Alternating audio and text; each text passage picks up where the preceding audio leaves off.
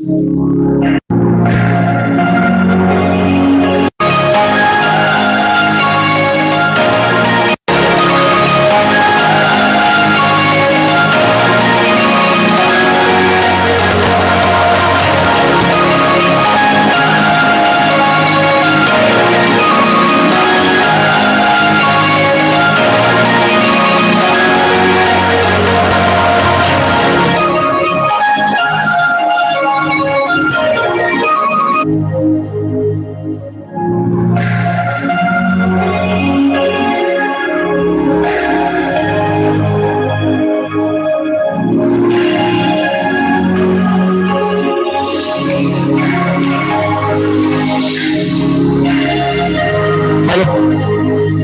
check. Hello.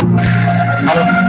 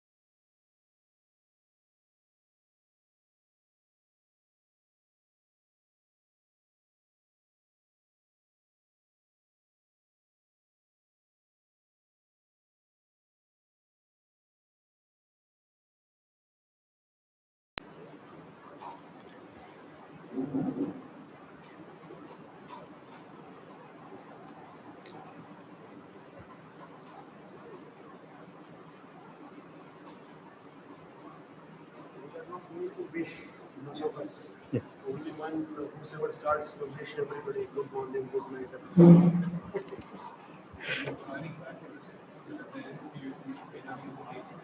Why they will stop?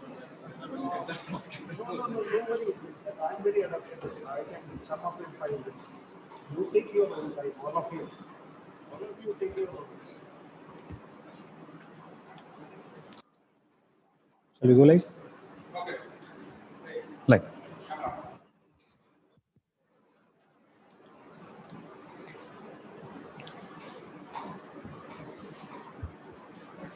So, good morning, good afternoon, good evening.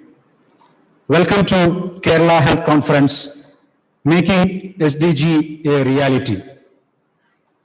The global meeting of minds to exchange achievements, best practices, and ideas for innovation in healthcare. Today is the 5th day of the conference, and we will be discussing tuberculosis elimination today.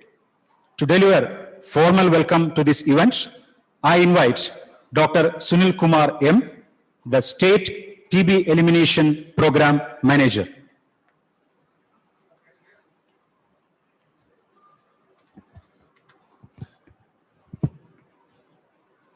My duty is to welcome all the audience and coming to the background of the TB elimination activities in the entire state of Kerala.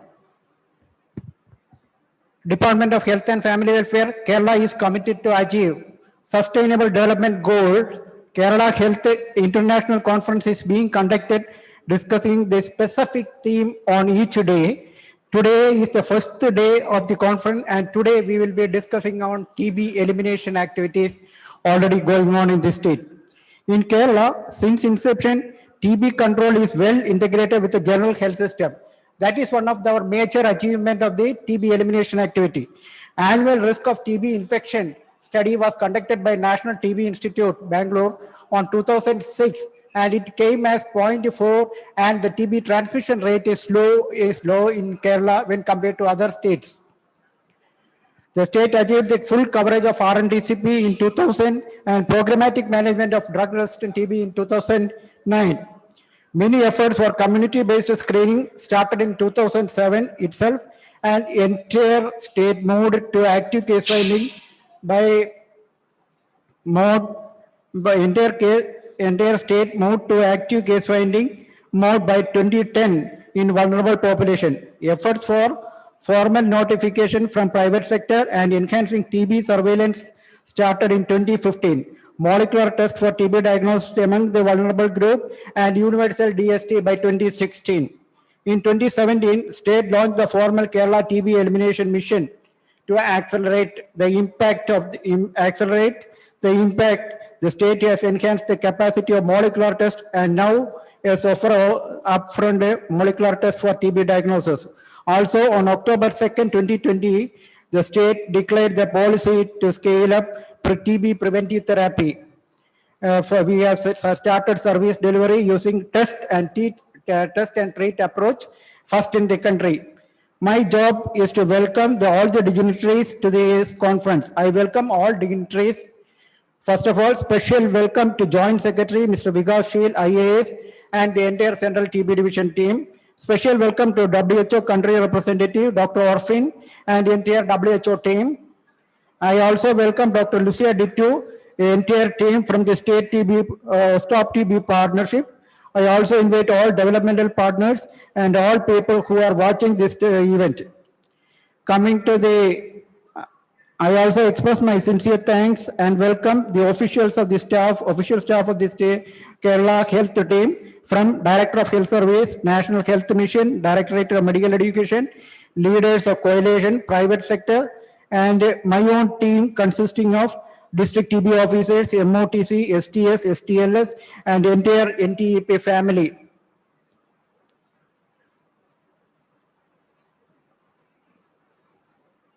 On behalf of all the TB fighters for presenting the story of the People's Movement Against TB, I invite the respected Principal Secretary of Health of Kerala, Dr. Rajan Kobrade, sir, for the talk. Thank you. Thank you, Dr. Sunil.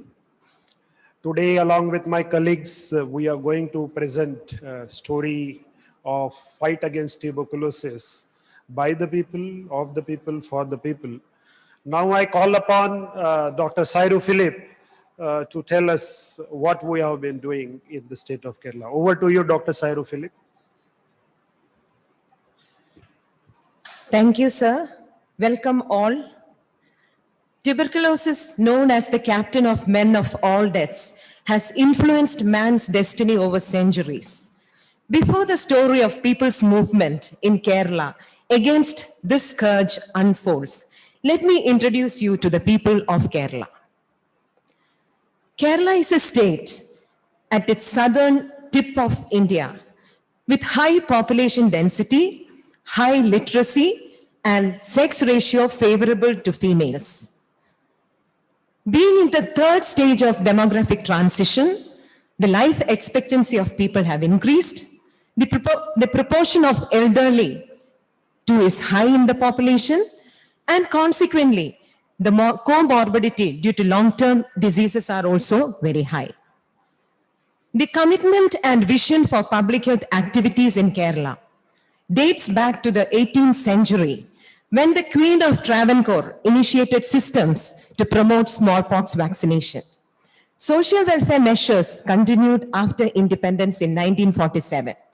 Land reforms, public distribution of food, investments in education and health, poverty eradication measures, women empowerment schemes, all these resulted in high female literacy, awareness regarding rights, and good health-seeking practices among the people. Now, in this picture, you can see Valiyamma. She's a tribal head in Wayanad, and she's speaking in a meeting on TB elimination in 2019. The zeal reflected in the eyes of this leader is reminiscent of the effervescence of our legacy to exterminate social diseases. Coming to the health indicators of Kerala, even from 1990s, is in par with any developed society, capturing the world's attention for achieving low mortality with low per capita income and high morbidity, a real paradox. The healthcare delivery system in Kerala is strongly built on foundation of primary health centers, one for 25,000 to 30,000 people, supplemented with secondary and tertiary care government facilities. The medical officer of the primary health center or the primary care level is the leader of the clinical and public health teams. And the public health team, through a network of supervisors, multi-purpose health workers, and frontline workers, supplemented by the community health volunteers, help the primary care system in India. And we should remember that this chain has the potential to reach out to each and every family in the area catered by the primary health center. The biggest breakthrough for strengthening primary care occurred in 1996 with decentralized participatory planning.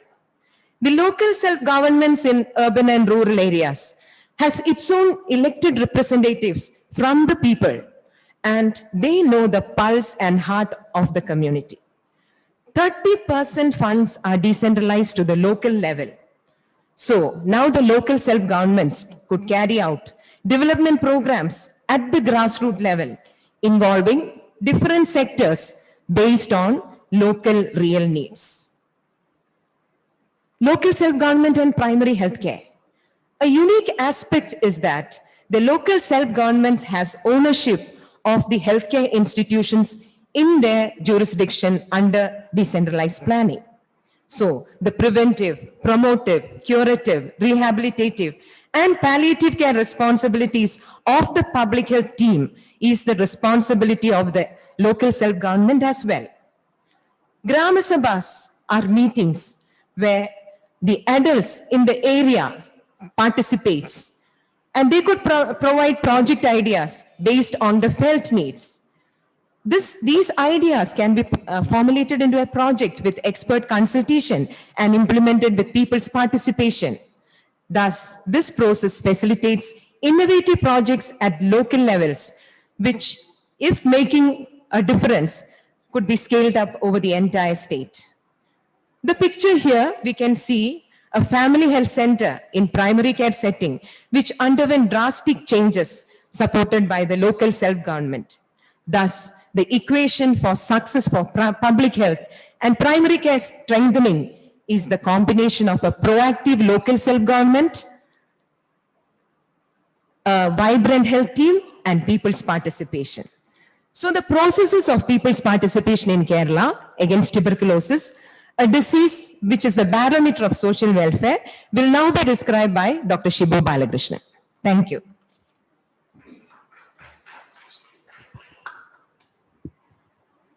Thank you, Seru, for beautifully summarizing about the people of Kerala and about the systems to support the people of Kerala.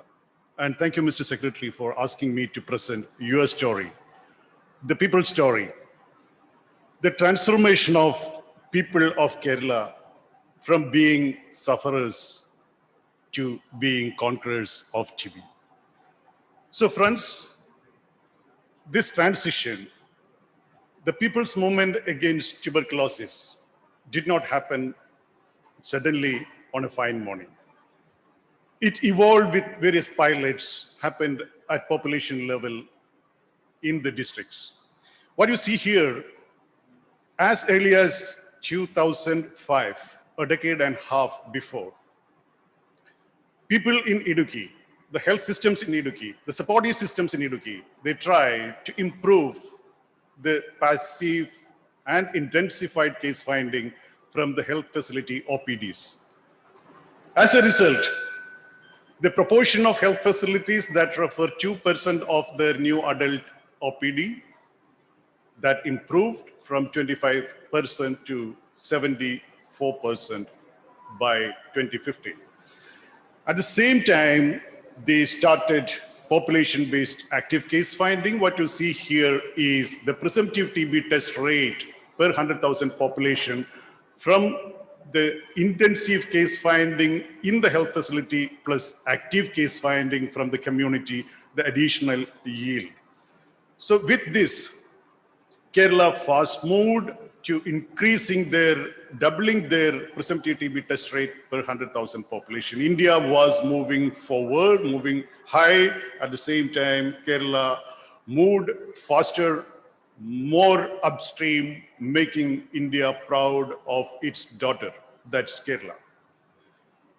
Then there were many other pilots, like once the people were diagnosed, there had been pilots to support them. The treatment support groups were formed by the people in the community to give a strong treatment adherence support to the people, safeguarding their equity, their esteem, and their confidentiality. Thus, helping them to take a decision to continue their treatment till they complete the treatment successfully.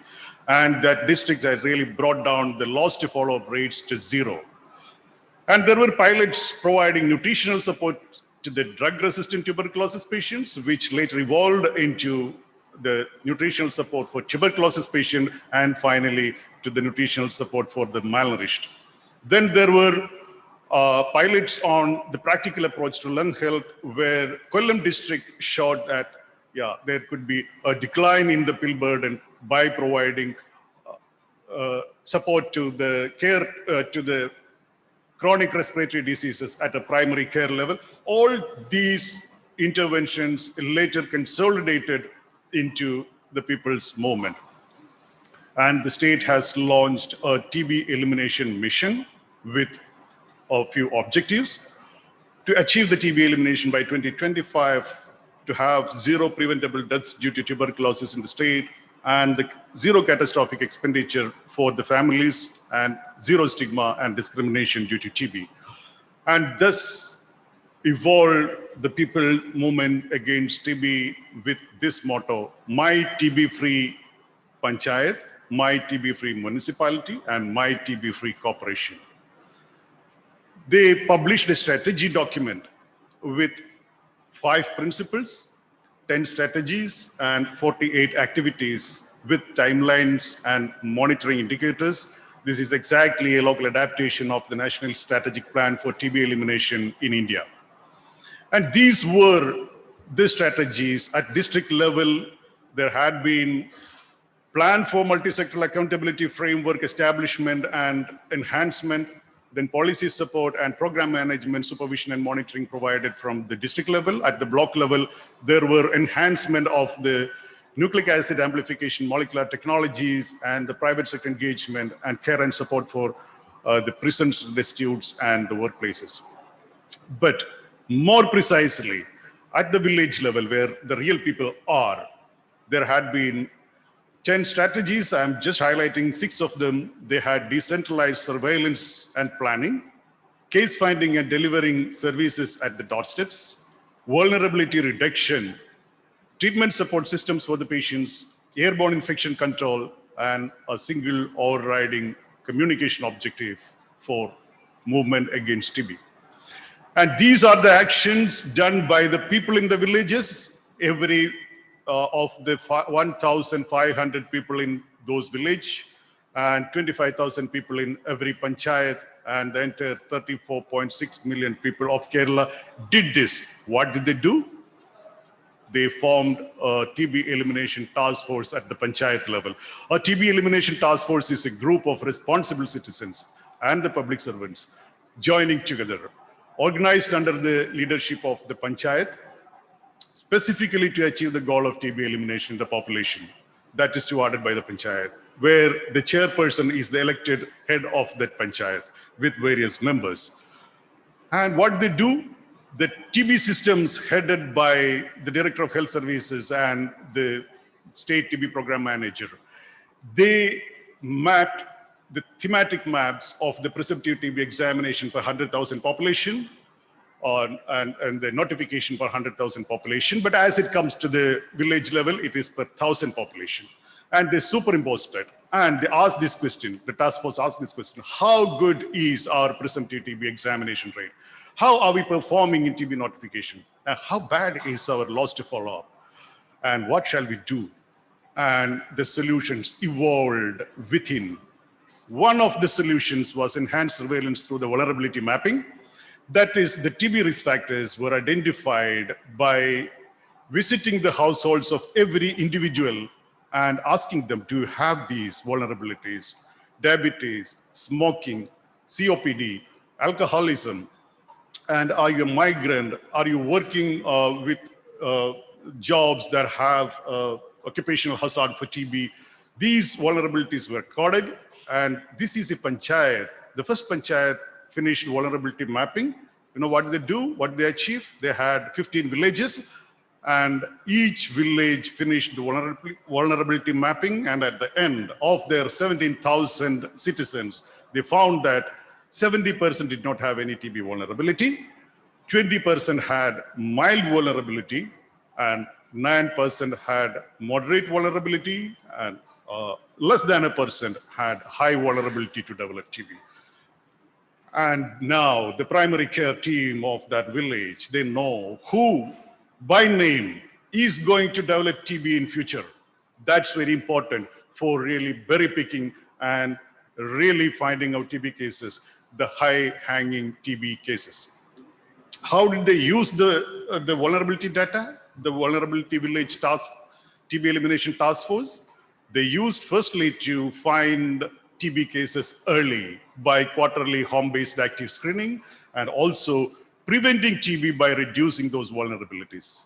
And this is how they did that active case finding. With the data, they had segregated the vulnerable and started visiting the households every quarter. And you see here, the head of an LSG visiting with the health team and the volunteers from the community, every houses to find if you have TB symptoms. And they're also arranging, the people are also arranging specimen transportation systems even during the times of COVID. They transported the TB specimens, transported the COVID specimens. And they linked this person as the third intervention, the third strategy, linked them to the vulnerability reduction plans, the panchayat linked to the health system's NCD control plans linked to the COPD control plans by the STRAS clinics.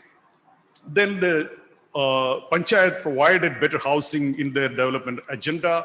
They provided projects for poverty alleviation, and they addressed the malnourishment, especially in the tribal areas and elderly homes. And these are some snaps how the youth in those villages, they address the tobacco-free initiatives, how the health system there developed the system for SHWAS, that is practical approach to health at every primary healthcare level, and how they provided nutritional support to those vulnerable individuals at their doorstep.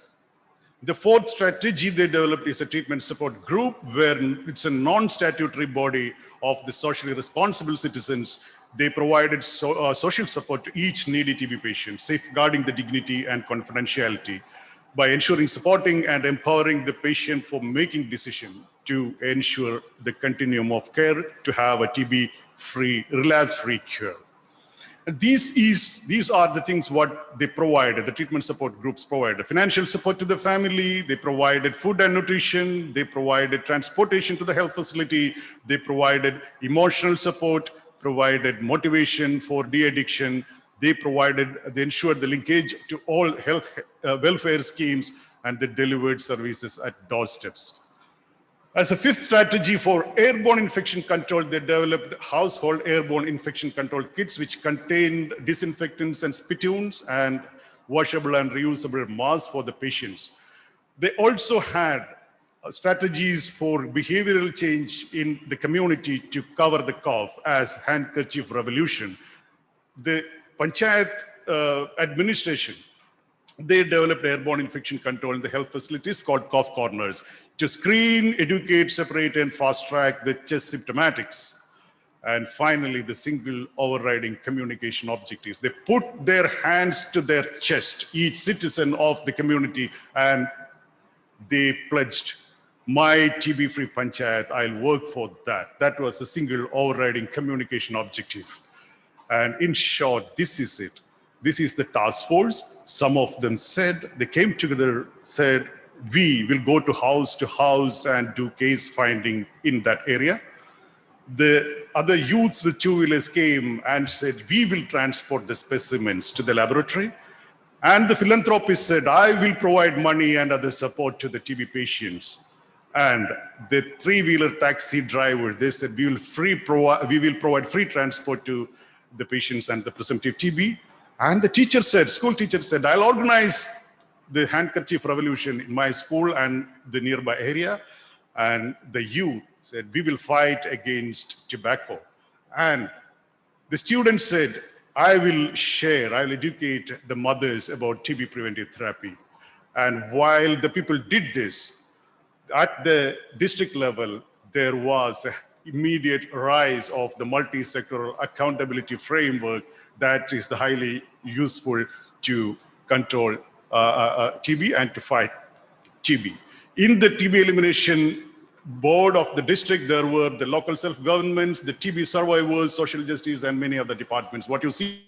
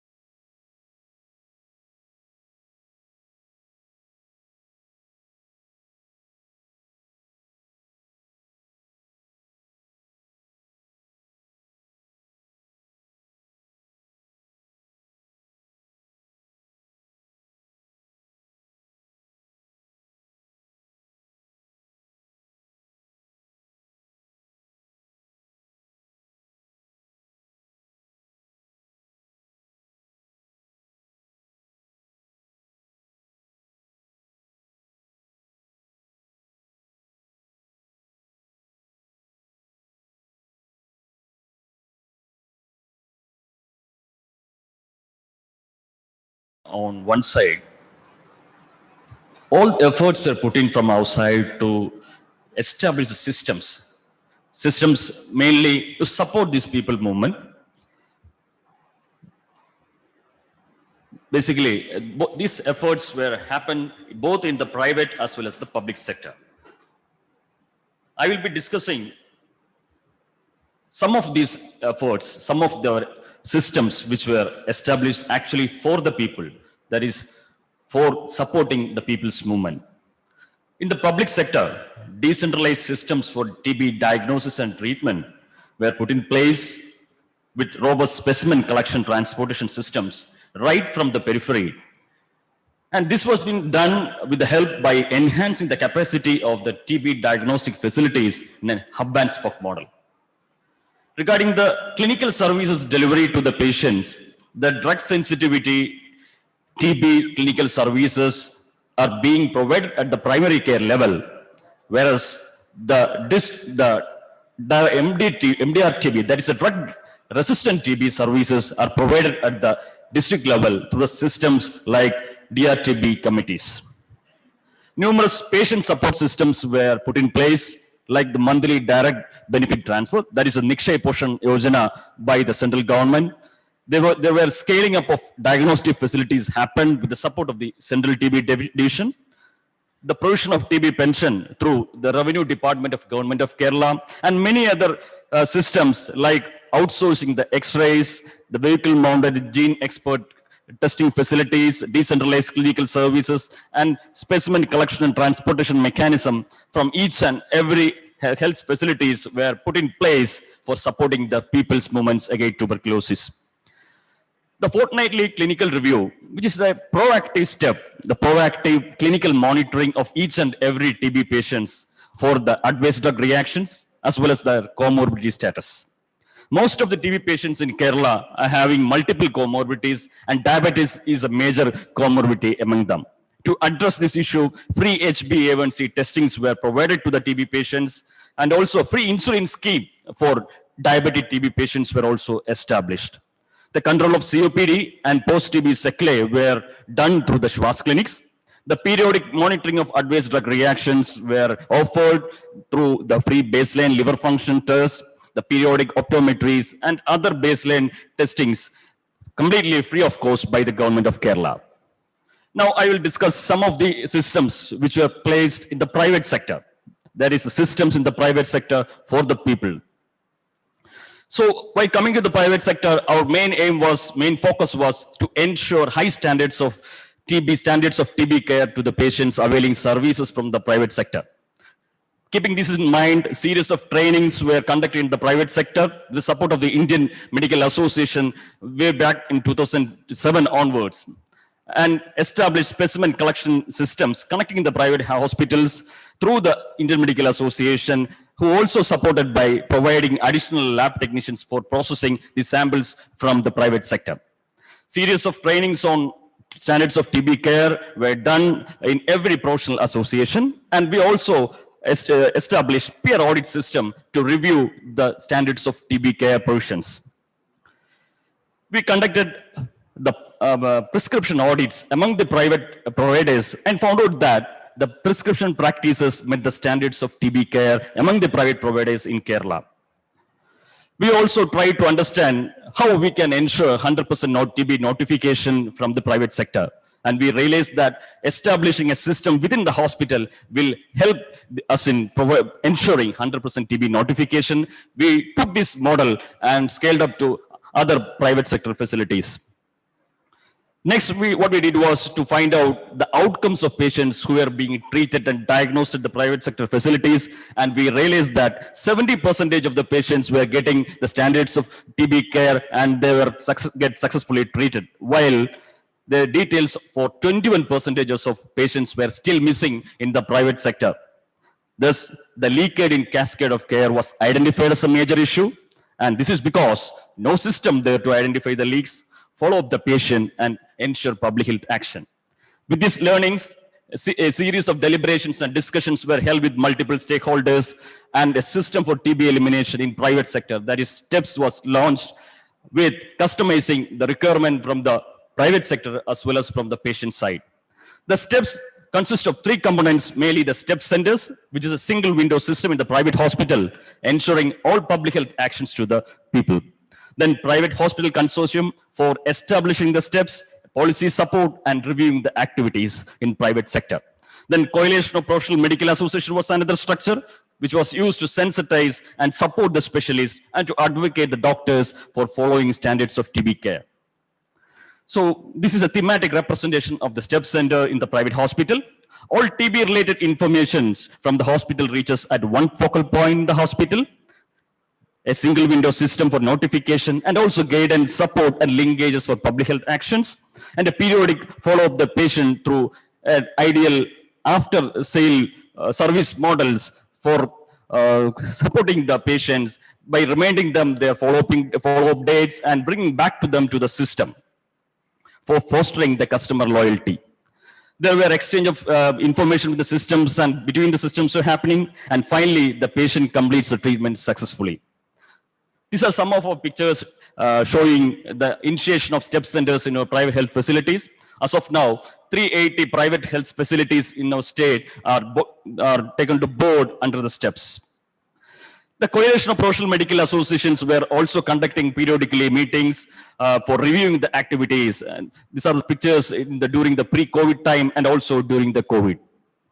Then series of trainings of steps leaders and the nodal officers were conducted for hand-holding, and nurses played a major role in the private sector by linking the patient with the management. Their services were utilized for documentation as well as for follow-up of the patients. Many of the hospitals earmarked separate rooms and staff for steps in the private hospitals for ensuring the standards of TB care. Review of TB activities within the private hospitals were regularly conducted. The private hospital consortium also conducted periodic review to assess the program. We also did, with the help of the drug control departments and the chemist association, the monitor of each and every, the sale of each and every anti-TB products from our state of Kerala. So this picture represents how steps ensure the uniform high standards of TB prevention, diagnosis, treatment, and public health care services to all those who seek care with them. With this, I will invite Dr. Ragesh to take it forward and to present how the implementation level, what has happened due to this people's movement in Kerala. Over to Dr. Ragesh.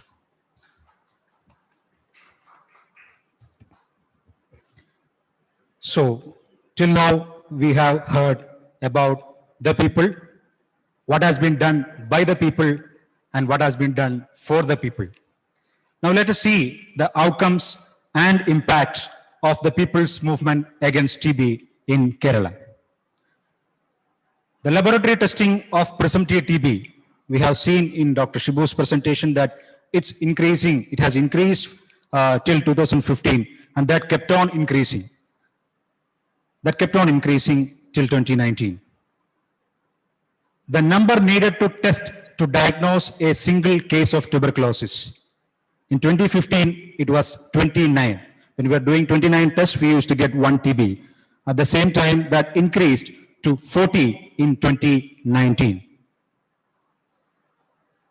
So what happened to the actual notification per 100,000 population of the incident TB cases in Kerala?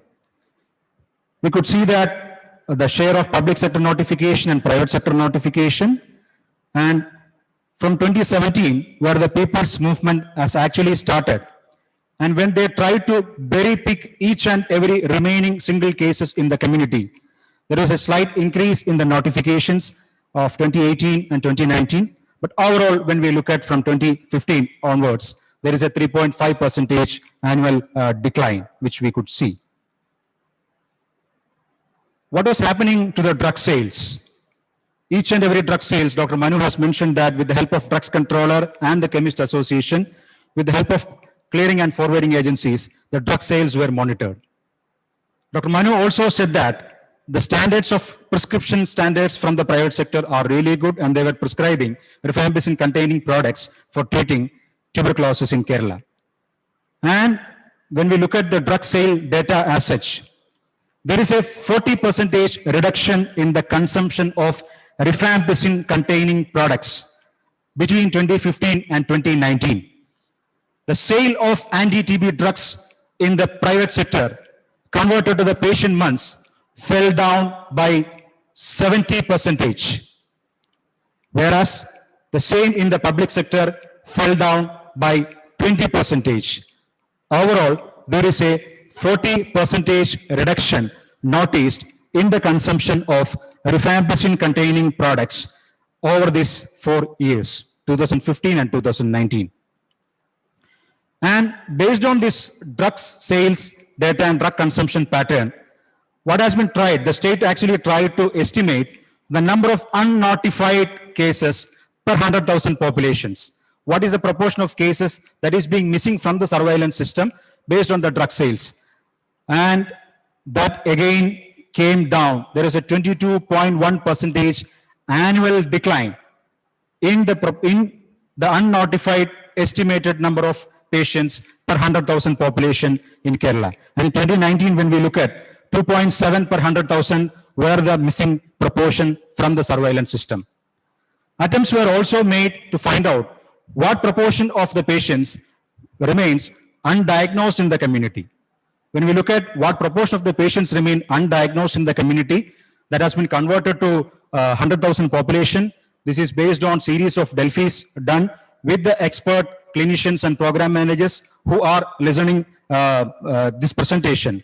And again, that came down, 16.2% of annual decline happened there also.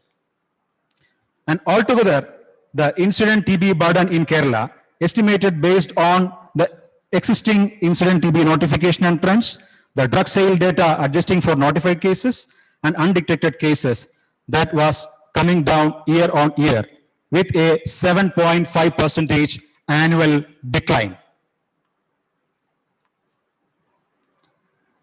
Dr. Shibu mentioned about the vulnerability risk assessment survey, and the state has completed the survey among 70% of their population. 22 million population has been covered for this vulnerability survey, and found out that 3.5% of the entire population, like 0.7 million, they had medium to high vulnerability to develop tuberculosis. And this concept has been validated. Before this People's Movement active case finding efforts, everything were in place. When validated, 50% of the incident TB cases emerged from this 3.5% of people who are highly vulnerable to develop tuberculosis. So this concept has been validated, and on constantly following up this 3.5% of the vulnerable individuals, when we conduct regular focus group discussions with the doctors and eminent clinicians, and they said that there are evidences for early diagnosis. And in 2015, out of the total microbiologically confirmed pulmonary tuberculosis cases diagnosed in the state, 21% were from the tertiary care institutions. I repeat, in 2015, out of the total microbiologically confirmed cases diagnosed in the state, 21% were from the tertiary care institutions. That has dropped down to 9%. So that means 91% of the microbiologically confirmed pulmonary tuberculosis are now being diagnosed at the primary health facilities. So this is again an evidence of early diagnosis and the impact of People's Movement. When we looked at the loss to follow-up, treatment support groups were formed in many places, and as a result, the loss to follow-up rate started falling down, and now it's at 1.8%. In the meantime, we also looked at the mean age of the TB patient. In 2005, the mean age of a TB patient in Kerala was 46 years, whereas in 2019, the mean age is 53 years. 23% of the total diagnosed cases in Kerala are now among people more than 65-year age group, clearly indicating that there is a decline of TB in the younger age groups, and TB has become a disease of elderly in Kerala. Dr. Manu presented about the steps, and we could see the impact, improvements in the documented standards of care among the patients reaching the private sector. We could see The proportion of microbiologically confirmed notified TB increased. The proportion offered universal DST from the private sector increased. The proportion of TB patients who know their HIV status increased. And in 2009, when we look at 99% of the notified cases from the private sector had their outcome reported by the private sector itself. So these are some of the major impacts. And as suggested by the Honorable Principal Secretary, Dr. Rajan Khobragade, sitting here, certifications were done for these village panchayats who are sprinting towards the finishing line. So out of the 1,200 village panchayats, including municipalities, corporations and all, 561 panchayats had zero TB among under 5 children in 2019. So this is an effort to motivate the people and encourage them to do more. And 688 panchayats had zero loss to follow up in 2019. And 709 panchayats had zero drug-resistant TB in 2019. And 324 panchayats had all three components together in 2019. So this was the story till 2019, and in 2020, the COVID came. As soon as the COVID came, advisories were issued for following up all the TB patients and ensuring their treatment and management, medicines for comorbidity, to be delivered at the doorsteps. Telehealth helplines were established, proactively public health actions were ensured, special care was given to persons who are destitute and old age homes, and catch-up campaigns were organized to identify the missing tuberculosis cases. To identify the missing tuberculosis cases, in October to November, catch-up campaigns were organized where case finding were done using the vulnerability mapping list, using the elderly and palliative care. It's a collaborative activity with all the programs, including NCD programs and grand care elderly programs. And case finding were done at old age homes and destitutes, and screening for TB was done along with COVID in ILA and SIDE cases, influenza-like illness cases and severe acute respiratory illness cases. And all of them were offered upfront molecular test. And thanks to Government of India for providing TrueNATs and CBNATs, and the state has utilized it well. So these were some of the pictures showing how the TB services were delivered at doorsteps. The primary health care team and the people of the village, they collected samples during the COVID time for TB and COVID together. And specific guidelines were prepared for this activity. These were the orders issued by the government for bilateral screening of TB and COVID. And all TB patients were being screened for COVID, and all COVID patients were being screened for TB also. And the customized algorithm highlights the importance of vulnerability also there. Additional machines, I already mentioned, additional machines like molecular tests were installed both in public sector and private sector, and state procured biosafety cabinets and ensured that all these expert and TrueNATs are under biosafety cabinets so that healthcare workers also gain confidence in managing these specimens. So these are some of the results of the active case finding or intensified case finding activities. Not going into details, but just highlights say that this catch-up was possible because of this vulnerability mapping, and also the state got a good yield from ILA and severe acute respiratory illnesses also, because there was a delay in diagnosis of tuberculosis due to COVID. So the state got a good proportion of cases from the severe acute respiratory illness also in 2020.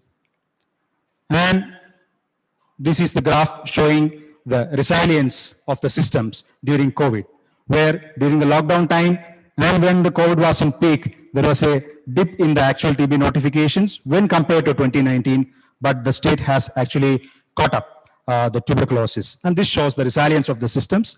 No excess mortality were reported among the TB patients, and all the public health actions remains intact. And the last slide, TB elimination efforts has also helped to combat COVID in Kerala. The vulnerability mapping exercise, which the primary health care team and the people at the village, they know who are the vulnerable individuals at the community. Vulnerability to TB and COVID, severe COVID, were seen. And this has helped them to ensure proactive care, reverse quarantine, and achieve low case fatality. One of the reasons for achieving the low case fatality. The steps, the system for TB elimination in private sector that has been transformed to system for total engagement of private sector with involvement of many national programs and for COVID services. The NAT technologies were used as platforms for rapid COVID diagnosis also. The airborne infection control systems at the community and the hospitals, they ensured the preparedness for infection prevention and control. And the treatment support groups, they supported not only tuberculosis, but a wide range of people, especially during the lockdowns. So I presented the outcomes and impact. Now I request Dr. Sanjeev Nair, the State Task Force Chairperson, to present about the way forward of this people's movement in Kerala. Thank you. Thank you, Rakesh, for that excellent presentation, and also highlighting, as our Health Secretary, Dr. Rajan Khobragade, says that, you have to make every difficulty into an opportunity, and we did take the COVID pandemic as also an opportunity. While supporting the COVID pandemic, we also took the TB notification forward. So in that context, I move forward talking in terms of how we take this people's movement forward. As we know, eliminating TB is a long journey, and you can't do it in a period of few years. We have to take this journey forward, and this journey also brings upon us a lot of new opportunities, which are exciting as well as challenging for us, because we are going to do things which we have not done ever before. So we are moving forward towards exciting times as well as very challenging times for us. The slope of decline, as Dr. Shibu and Rakesh showed you, is steep in Kerala, but we need to take that slope steeper downwards if we want to reach our targets by 2025. And for that, we need to take up a lot of new strategies, which include programmatic management of TB preventive therapy, even more early case finding, reducing the present delay to even further down, and vulnerability reduction, which Dr. Shibu as well mentioned, has to be taken forward again. We need to address malnutrition, and particularly some vulnerable populations like the tribal areas, old age homes. And we also need to improve the quality of TB diagnosis that is happening in our state, and also think in terms of a vaccine which might come for tuberculosis. The COVID vaccine coming in so fast has given us hope that we might get a TB vaccine soon, but it will also be a challenge to implement it in our state. The first thing, which would be the first one which would take up among the ones that I listed earlier, would be programmatic management for TB preventive therapy. This was already in place in the National TB Elimination Program for the age group up to less than 6 years. But by October 2, 2020, the state had decided that this had to be scaled up. And by November 1st, 2020, we actually scaled this up in the state of Kerala to the children and adolescents in the age group of less than 15 years through a test and treat approach. The Indian Association of Pediatrics took a very active role in this, supported by the state TB cell and the experts in this regard.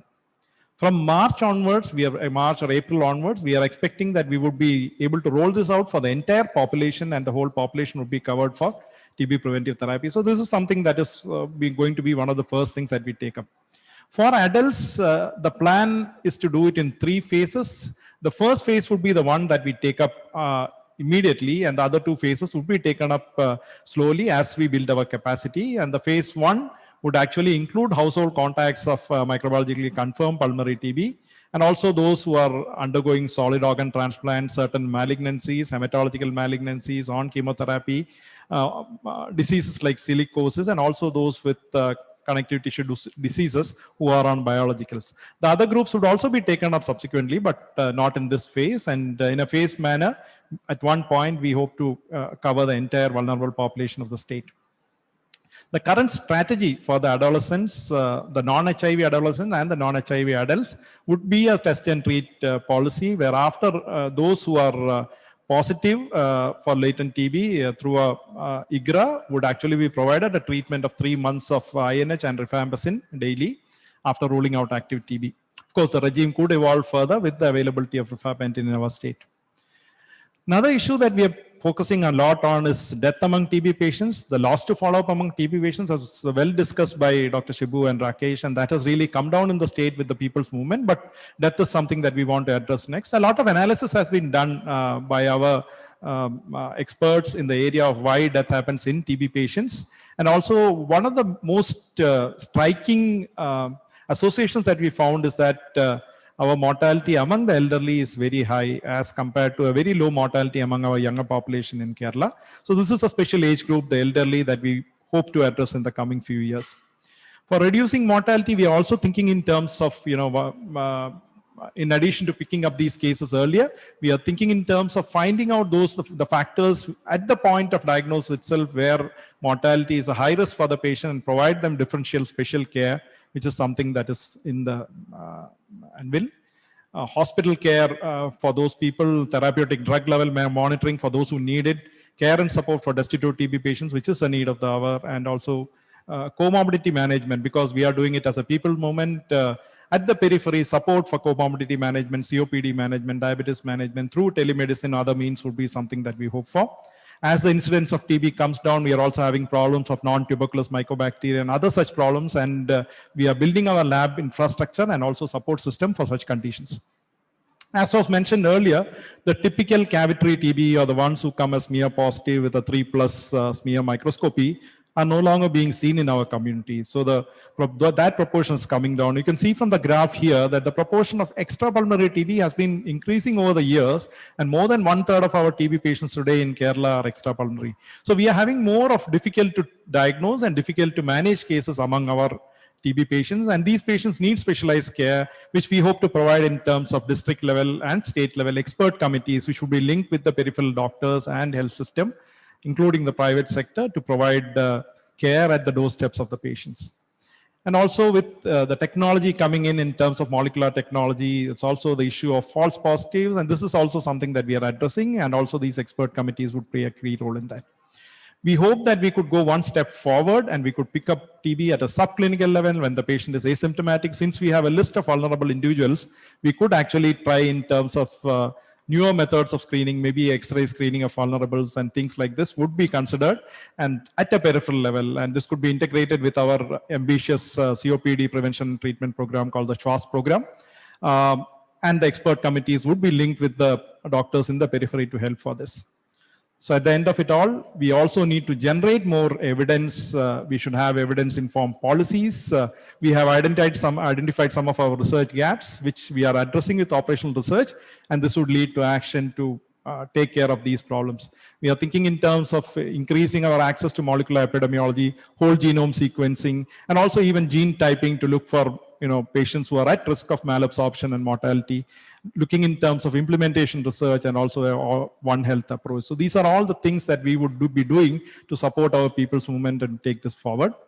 And I stop at it here, and I would request our Health Secretary, Dr. Rajan Khobragade, to conclude the story and tell us on how this would be taken even further. Thank you. Thank you, Sanjeev. The next part is what are we planning to do, in fact.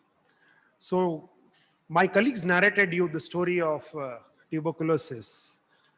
The whole philosophy of Kerala Health is, in fact, when we take a look at any disease, we take a look at this disease, how that disease can be tackled, so the curative aspect, but at the same point of time, we also take a look at what are the precursors which lead to that disease and what are the ways by which we can prevent this disease to happen. So in short, if there is a reservoir of infection, we need to take care of that reservoir of infection. But at the same time, we have to be very alert to see that this reservoir of infection is not constant and ever growing, but it should shrink over the period of time. Then only we feel that our strategies are in place. What my colleagues have narrated is a story, in fact, which is based on the foundation, which is a natural foundation in the state of Kerala. Because last post-independence, the amount of energies and the resources and the collective wisdom has put to practice is evident before us. We are having a very strong 3-layer governance system. We are having a very pragmatic and proactive governance at the top level. And we are having extremely pragmatic governance at the grassroots level. And when you are having a literacy level which are highest, when you are having a women empowerment and the public action together, other two pillars have to take a note of what are the issues at the grassroots level which are faced by the public, and through that proactive policies come into the place and we march forward. That is what we are looking at when we are looking at the tuberculosis story. And the same thing we follow for each and every diseases, whether it is a communicable disease or non-communicable disease. And therefore, whenever we take a look at any of this, we come across, these are the 4 pillars. I take the example of TB elimination, the story what we are narrating to you. One is a local solution.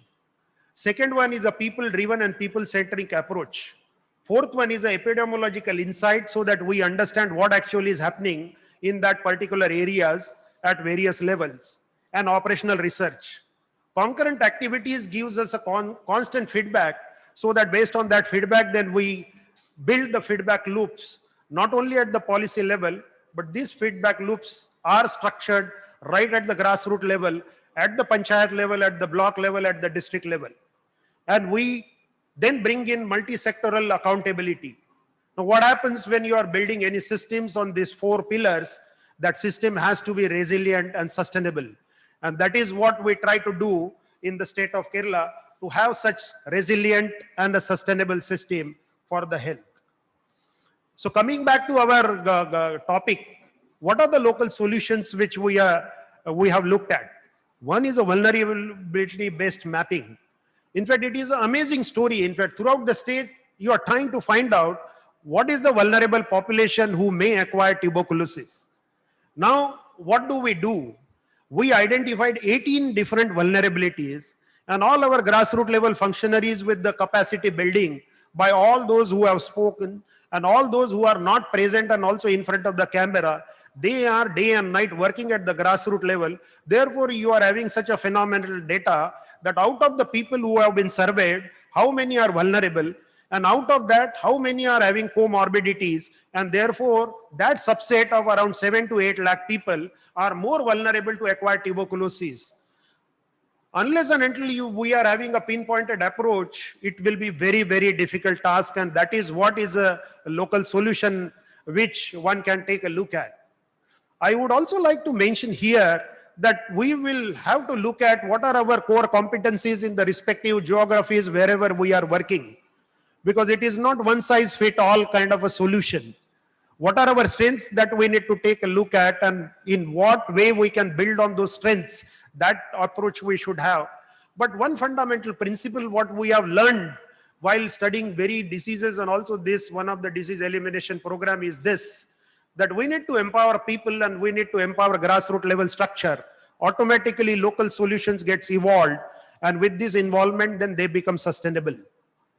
So what are other creative solutions? In fact, while going through the presentation, we must have seen one vehicle. In fact, it is an integrated sample collection transportation system. During the COVID time, in fact, all over the world, everybody got overwhelmed. But at the same time, that is what Sanjeev made, that let us take a look at the problem and whether we can have a creative solution.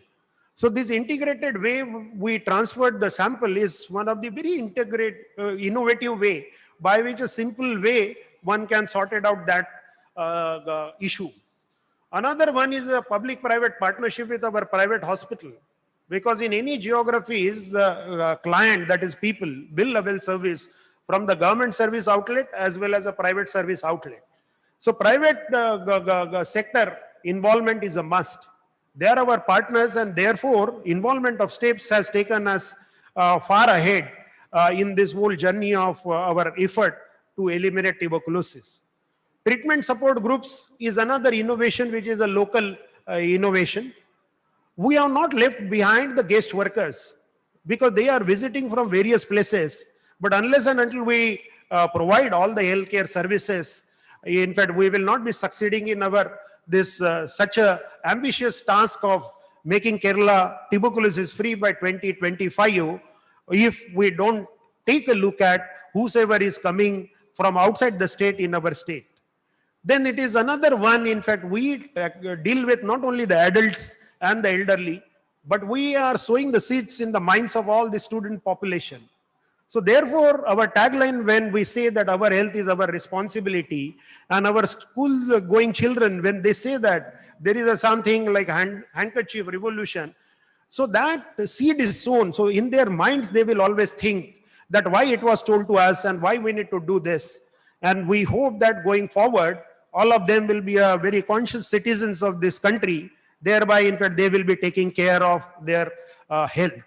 So what do we do? In fact, we have brought the people on the center stage.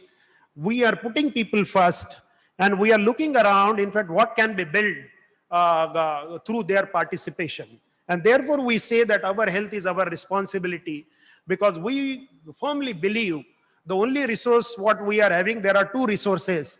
One is health, and second is time. So how best our time is invested to keep our health intact is the best investment that one would be doing. Because healthy mind will be always very progressive and productive. And that is our long-term vision, that once we go ahead on this journey, we will have a majority population taking a look at all these aspects and be a part of this movement. So if we take a look at the convergence, in fact, that is what is seen. In fact, this vehicle is not only for transporting the samples only of the tuberculosis patient, but all other diseases sample. In fact, what we collect at the periphery, we take it then. We are taking a look at our guest workers which are there, and we are developing, building this partnership with the private sector.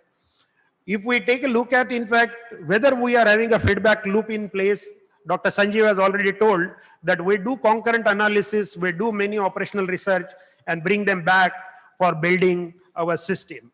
So what are the building blocks on which we are working on and taking this ambitious approach of going for the disease elimination, not only tuberculosis, but also other communicable diseases like malaria, filaria, and Kala-Azar. These are the building blocks: proactive governance and need-based policies, whatever required finance that is ensured, human resource, equipping human resource by doing concurrent capacity building, infrastructure requirement and equipment support, evidence-based intervention, very strong surveillance to understand what actually is happening at a grassroots level, leveraging the strength of various programs. That is what we just now discussed. We attain convergence, e-health, and we are looking ahead whether we can go for machine learning and predictive analysis and artificial intelligence. That is what Sanjeev, while going forward, has mentioned. Then when from the periphery, we will collect lots of samples and x-rays and all, can we build an algorithm which will give us a pointer that this person is more vulnerable to acquire tuberculosis, and our strong Panchayati Raj system then through our management structure takes all the action regarding, in fact, removing those vulnerabilities and keeping that individual safe. So we are very ambitious in our plan. By 2025, we would like to say that this place is having most purest air. Welcome to God's own country, Kerala, and enjoy the scenic beauty of this place. Thank you very much.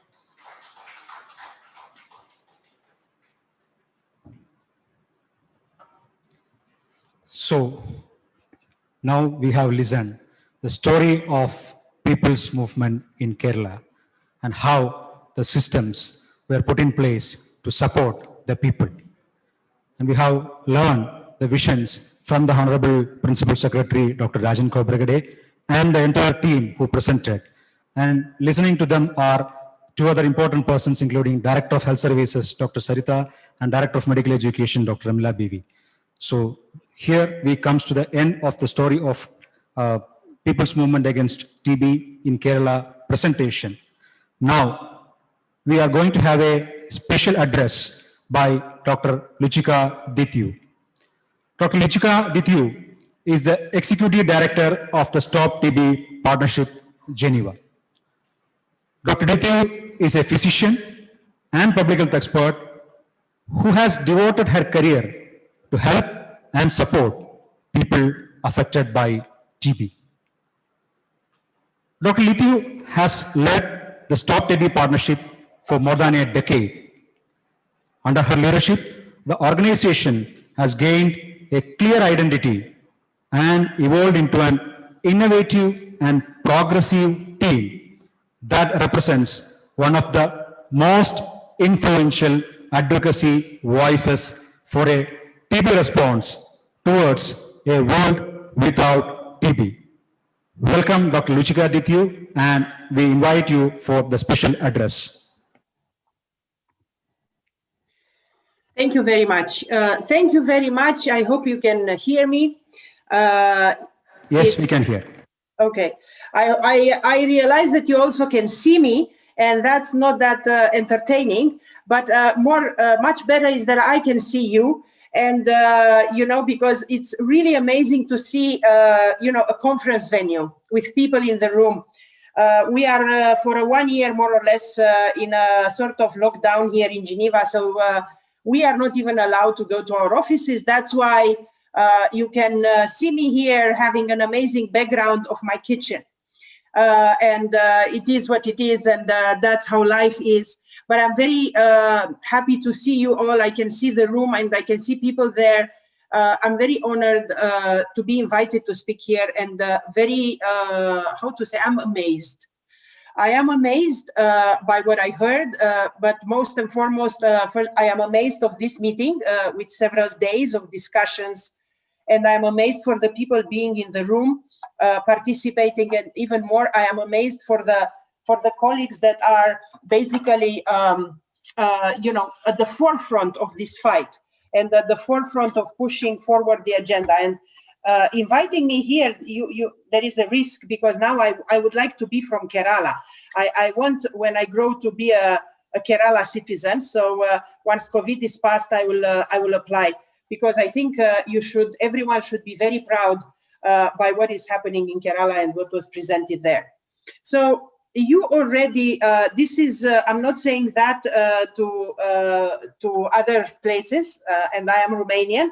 I wish my country would have even half of this to say. And my country is a place with 20 million people, just to put the scale. Because what I heard is absolutely spectacular. I also heard a very good summary of what is needed. And I don't want to go over these things, but I just want to emphasize 5 points. One is the fact that it's amazing, the ambition of Kerala for the TB elimination. And it's absolutely normal to do that in a place in which the level of the case burden, let's say, the caseload, it's high, but it's not comparable with other places. So that's why I think Kerala is perfectly located to speak about elimination. And also, if you recall, India was the country calling already in 2017 for ending TB by 2025. And I know that many states moved. Kerala moved at a higher speed than many others, even not being like the richest state in India, as I know, but moved very quickly. And when the conversation is happening about elimination and about ending TB, it brings not only, obviously, fears in the minds of people saying, are we going to do that? But also brings a discussion is like, okay, what does it mean and how we can eliminate TB? And from that discussion and debate is coming are coming the solutions. Because often in TB space, in too many countries, even today, March 2021, people are not very concrete in what it means to end the disease, what it means to eliminate it in these times, not many hundreds of years ago, but now, when we have some tools, but not complete, and so on. So first of all, it was amazing to have this ambition, and I really plead to all of you to really keep it and to continue this, and not to stop or to change the direction. The second point is a bit of a more difficult one, because there is a very high political commitment in there. And we know very well all the leaders, some of them from the departments of health and the ministries of health and the ministries of state, from the TB program, everybody are in the room. There is a high political commitment at the level of the Minister of Health, Minister Harsh, as well as obviously at the level of the Prime Minister Modi of ending TB. It's a good environment now. There are not many states at the global level that are countries that are having their prime minister speaking so open and so ambitious about ending TB. We all know what happens in politics, that politicians are changing. And we never know for how long the political commitment stays. That's why using this current positive environment and moving as quickly as possible to do it as much as we can, I think it's the right approach. And I think it's spectacular, the level of political commitment in there and the push The third point that I want to say is I probably very rarely hear at the level of this kind of interactions so much about community workers, health workers, engagement of communities and civil societies in delivering services, in doing information campaigns, but also door-to-door activities, and all the bilateral testing, and all the efforts, treatment support groups. This is great. This is great, and these are some of the examples that we should really spread for other countries to hear about that. The handkerchief revolution. I even, whomever came with this thing is absolutely spectacular, and it will be great to, as I say, to have similar approaches in other high burden countries. Infection control measures, and providing everybody with PPE and making all these people comfortable to go in the community, be looking for TB, but for COVID or even other respiratory diseases. It's extremely important, and I understand is being taken care for, as well as this famous already in many places, the nutritional support for people. The bouncing back that was seen in Kerala, I have seen the graph that was presented a bit earlier, 45 minutes ago or so on. It's impressive. It's not visible in other places as much. I think it's basically because there was a lot of concrete, very concrete planning developed. And I don't need to tell you this because you did it. But what I want to say is that I actually would like to see the same approach, and I'm very happy that this Kerala event is happening in many other places. And we would like to encourage from Stop TB side, my colleagues Sahu and Srinivas, we will try to really organize more south-to-south collaboration, in which we would like that Indian example to be shared with other countries, because we don't have this kind of efforts in other places. Of course, that I know in Kerala, there was a very much advanced thinking about availability of data and surveillance systems that, of course, then the entire India followed on that, I understand. You see, having the data to inform the programs is extremely important. There is a lot of richness of data. I imagine, it's not easy to run on the same front of delivering services, but looking at the data to guide. But as we know, it will tell us a lot of things. And I noticed that was presented a bit of an increase in the age of people with TB from 40-something to 50, an increase in the number of extrapulmonary TB. All of this will obviously say a lot of, will serve a lot to adjust the programs and to be able to push them in different directions.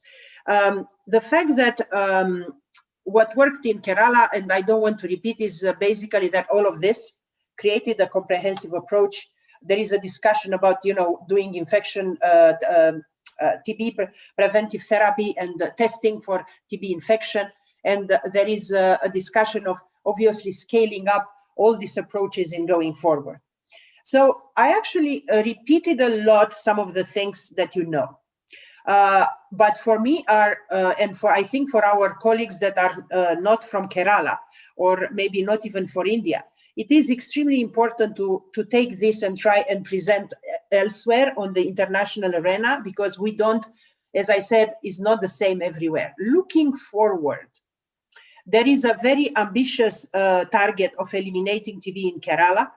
And I know that even though the domestic finances are pretty high, and I know that the Kerala state is putting a lot of resources in TB, I know that the national level puts a lot of resources in TB. I think if we want to deliver on this ambitious target, there will be very welcome to have additional funding. And that's why we should try and see how we can support to get some donors to provide additional resources in there. I think one of the discussions that we were having was like what Kerala can learn from the international arena. I think there is not that much to learn by Kerala, but Kerala authorities and all of you to share with the rest of the world. But what I think is very important is that we have an entire agenda in front of us in which the world is very much looking at how we were hit by the coronavirus and how unprepared the world was globally to deal with COVID. And that's why dealing with COVID or with any airborne pathogen to come should and must be always linked to TB, because TB, it's an airborne pathogen. And things that we create now for TB, as you already do, can be used for COVID. And if we do it properly, should be used for any airborne disease and airborne infectious pathogen that can put a threat to our global health security. So in all the future conversations, because I tell you that more and more, we will have a lot of discussions around the global health security. The world feels threatened by future airborne pathogens. And you can realize that if we have another similar thing like COVID, hitting again, the world is already kind of in the knees. So the people, and we need to be, as I put, we people that deal with TB, we should push out there, because the things that we do and the things you presented are absolutely perfect if implemented and available to deal with any airborne, okay? All the infection control measures, not just the masks, but all the things we do in the hospitals and dispensaries with the flows, the UV lamps that we have, and all the things that we put in place. Diagnosis for TB, for COVID, for any respiratory bug, implying X-ray and implying rapid molecular testing and genotyping. So doing this house-to-house searching and diagnosing and treating people and supporting people during the treatment with encouragement, with nutrition, with any type of support that they walk away the stigma. If we have these pieces in place with a robust community and people at the grassroots available to be trained and available in networks ready to step in, combined with the public health efforts and obviously the private sector, I think this is a receipt that we should push in place and we should put in place as a TB community offering to any efforts to deal with global health security. So I finished my time. I think people are very kind and they didn't tell me yet to finish.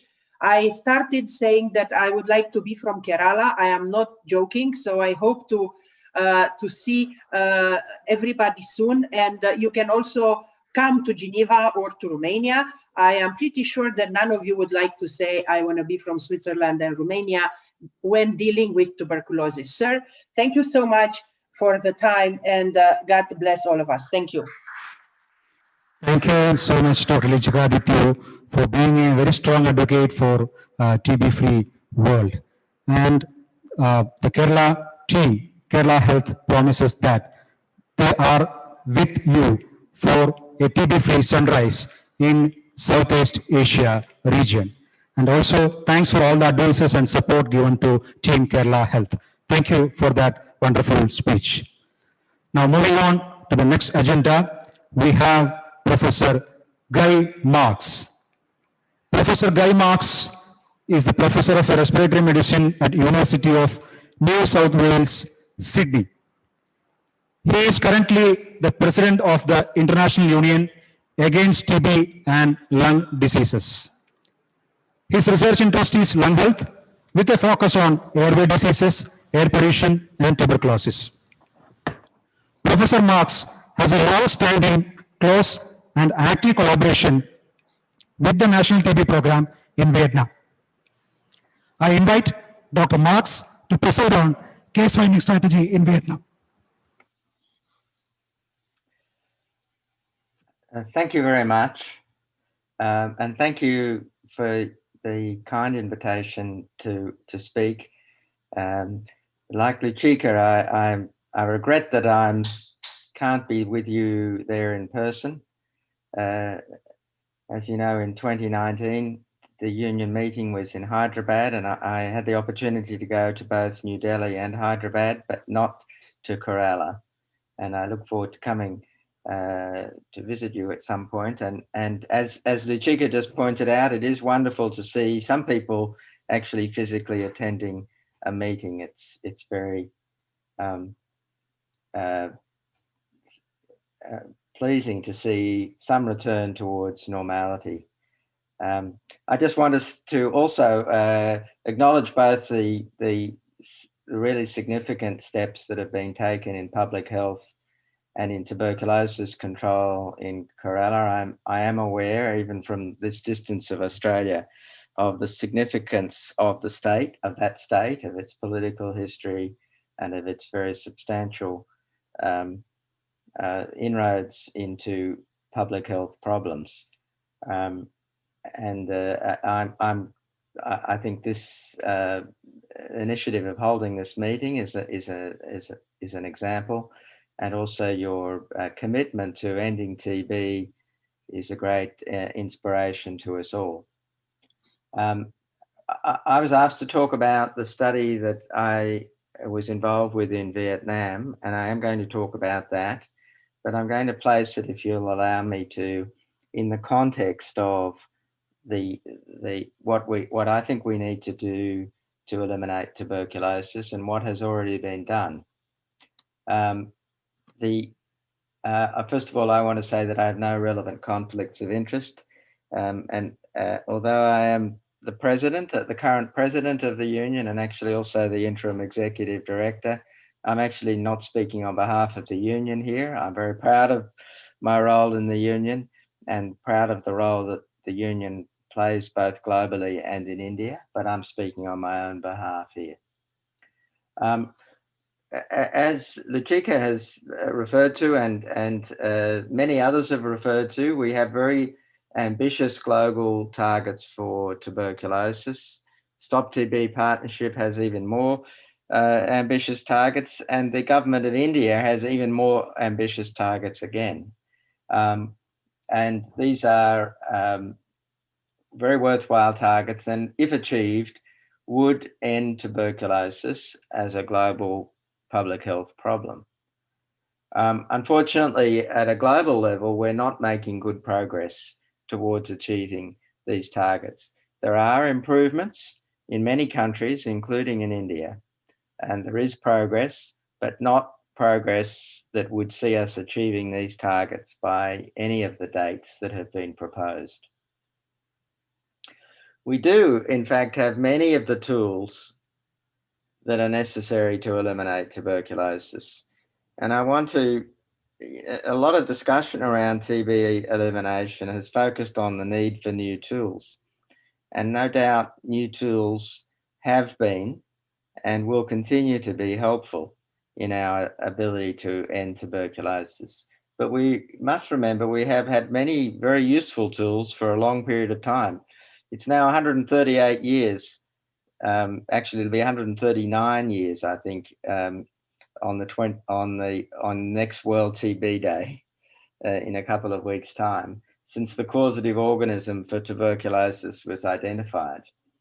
Most of the major tests that we still use for diagnosing tuberculosis have been around for more than a century. X-ray was discovered in the first decade of the 20th century, AFB smear and culture in the 19th century, tuberculin skin tests also in the 19th century. We of course had a vaccine, not a terribly effective one, but it's also been available for more than 100 years. And all of the drugs that we still use in first-line treatment regimens have been available for more than 50 years and remain very effective for the vast majority of patients with tuberculosis. And I would say that with those tools, the ones I've just described, we've actually traveled along the road towards TB elimination in many countries. And I'm going to give you the example of Australia. I just want to point out that while India is clearly superior to Australia in cricket, I think we're superior to Australia can still claim superiority to India in the rapidity of our elimination of tuberculosis. So this is two things that we have in common. Our national, we've traveled down the road towards tuberculosis elimination in the middle of the 20th century during a national tuberculosis campaign that was initiated during the Second World War and ran until 1974 with national campaign funding and coordination, compulsory mass miniature chest radiographs, so chest radiography screening. We paid a tuberculosis pension to everybody and to their dependents, everybody who had tuberculosis and their dependents. And we had a mass, what would now be called ACSM, but was then called propaganda, aimed at controlling the disease. We had rehabilitation for patients who were suffering from the consequences of tuberculosis, and we had research and funding of research study. And with this, tuberculosis elimination was very successful. Here I show a period from 1900 to 2000, the whole of the 20th century.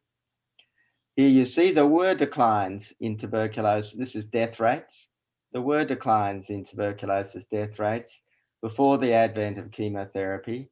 And this was probably due to isolation of patients in hospital or in sanatoria, so they were not infecting other patients. So isolation in sanatoria probably reduced rates of death due to tuberculosis. But after the introduction of the National Tuberculosis Campaign, death rates declined precipitously during the 1950s and 60s. So much so that by 1974, there were virtually no cases of TB to find. And so the campaign was ceased. So this was for males, and there are very similar data for females.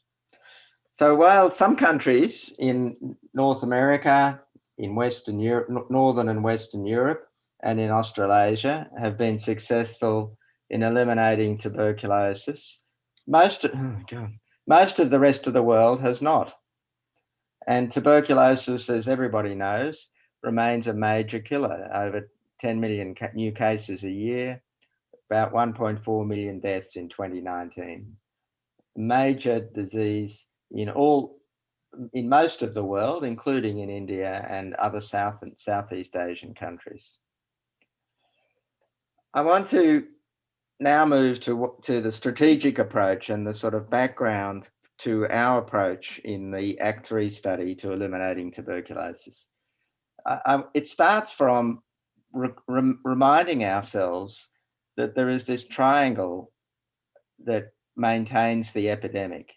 The epidemic is caused by people with active pulmonary TB, people in this left-hand box, infecting people who are at risk, who don't have TB but become infected. These people develop TB infection, and some of them go on to develop active TB. And this cycle is what perpetuates the TB epidemic. We need to interrupt this cycle in order to end TB. The cycle is related, the risk of infection, as everyone knows, is related to factors to do with contact, crowding, infectiousness of the index case, and so on. The risk of progression from TB infection to active disease is related to individual risk factors like age, the very young and the very elderly, malnutrition, certain comorbidities, and immunocompetence. And we have this triangle presents us with many opportunities to prevent TB and to interrupt the epidemic. The first, of course, is to find and treat people with active pulmonary TB disease. By finding and treating patients, we prevent them from infecting others. The second is infection control procedures, infection prevention and control, which can also prevent infection of other people. On the right-hand side of this graph, social distancing, something we've become familiar with in COVID, including reducing crowding and better ventilation, are all important factors in reducing the risk of people being infected with tuberculosis. If we had a vaccine, that would be nice. A pre-infection or a post-infection vaccine would both be useful in either preventing infection or preventing infected people from going on to get disease. Managing comorbidity, malnutrition, diabetes, HIV, other comorbid conditions, silicosis, may reduce the risk of progression to active disease. And finally, treatment of latent tuberculosis infection.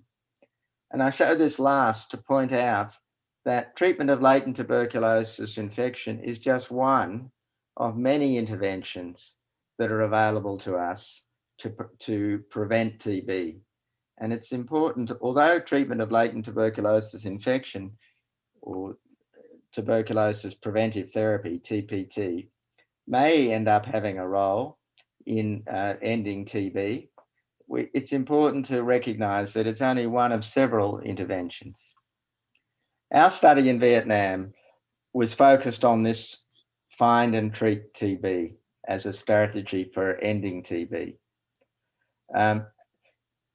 I think it's widely recognized that active case finding, to find cases that are not presenting for care, is of value.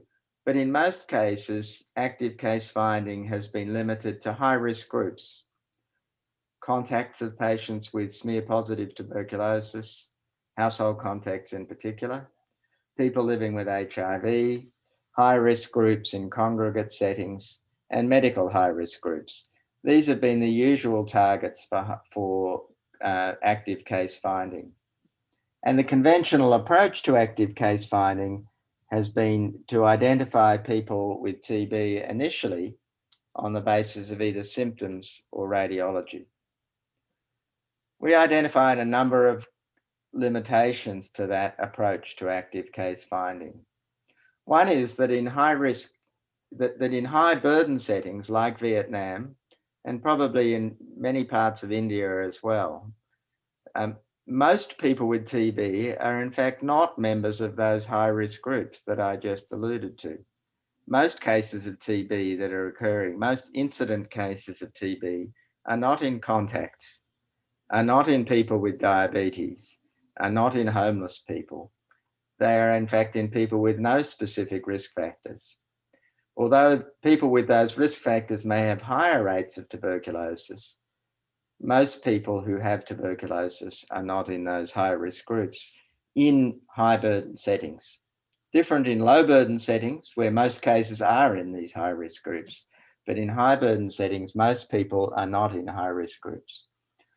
Symptom-based screening has been shown now in many studies to have severe limitations, and many people, perhaps most people who have tuberculosis and are infectious to others do not have typical and sometimes not even any symptoms of tuberculosis.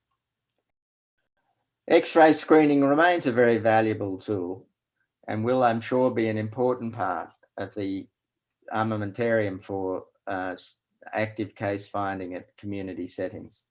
But there are some limitations. One is accessibility to remote locations. Another is exposure to radiation. And the third is the difficulty in getting reliable and valid interpretations of chest X-rays when they're performed on a massive scale. We conducted an active case finding randomized control trial in the southernmost part of Vietnam. We sought to screen all people aged 15 and over, all adults, annually, regardless of symptoms, by testing a single spontaneously expectorated sputum specimen using Expert. And our comparison was usual care, that is active case finding, and we measured the prevalence of TB in the final year. This is a map of Vietnam. It's a long, thin country. Hanoi up there in the north, Ho Chi Minh City or Saigon down here in the south. And our study site was in the southernmost part of Vietnam, Camau, a rural seagoing area, which is gradually going underwater as a result of rising sea levels and climate change. Has a moderately high level of incidence of tuberculosis, but not extremely high. We did a cluster randomized control trial at the level of sub-communes. The sub-commune is like a village, a population of about 1,000 to 1,500 people. And they were in the active interventions arm, they were screened each year by sputum collection. And in the final year, we did a survey basically using sputum collection and X-ray.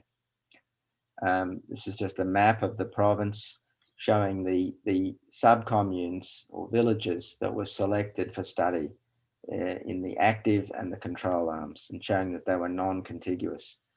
The intervention involved initially community engagement, basically ACSM at both a political and a public level. Then we did a household census, going from house to house, enumerating the whole population and gaining consent to participate. Then in each household, we collected from people who were able to expectorate sputum, a spontaneously expectorated sputum specimen, which we collected regardless of regardless of symptoms. And as it turned out, about 50% of the adult population were able to produce a sputum, spontaneously produce on request, a sputum specimen that was of sufficient volume to be tested by expert MTB RIF. So 50% of the population produced a specimen. The sputum was then tested in our central laboratory using the expert MTB RIF platform. This is the diagram we used to help us to explain to people how to produce a sputum specimen from the chest. This is our staff visiting. Most of the places are very open. It's a fishing. All the men are out fishing at sea and the women are at home repairing the fishing nets. I'm going to cut to the chase, the results. Each year we did a survey using, in the way that I just described, collecting sputum from everybody who was able to produce a specimen. And we were able to show that year on year in the active intervention arm, there was a substantial decline in the prevalence of expert positive people in the population. In fact, a 72% decline from year 1 to year 4.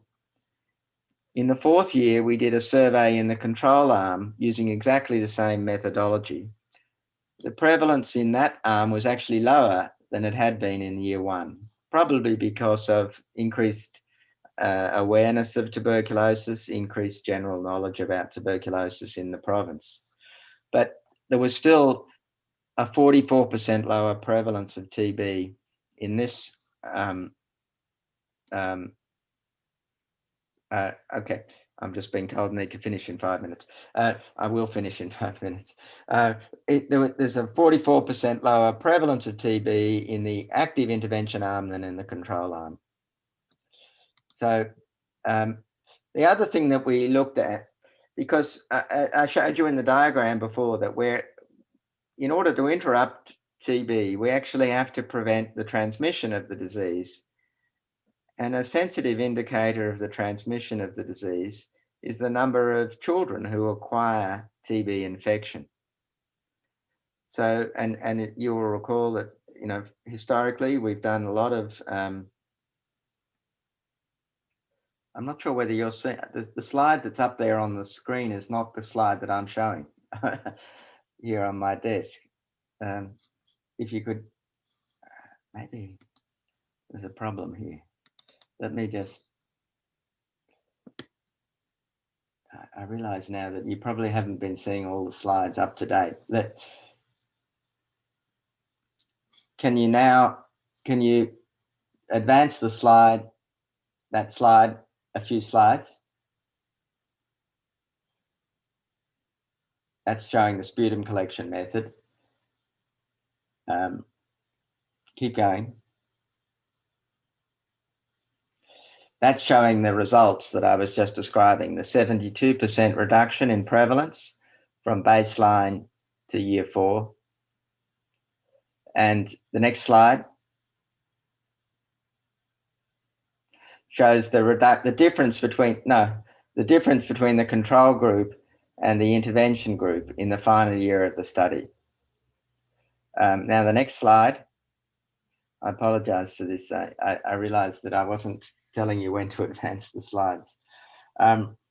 That this slide shows the difference in the prevalence of TB infection in children between the intervention villages and the control villages.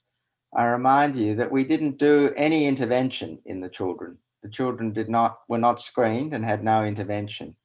But after the study was finished, we measured the prevalence of TB infection in children in the intervention arm compared to the control arm. Sorry, go back.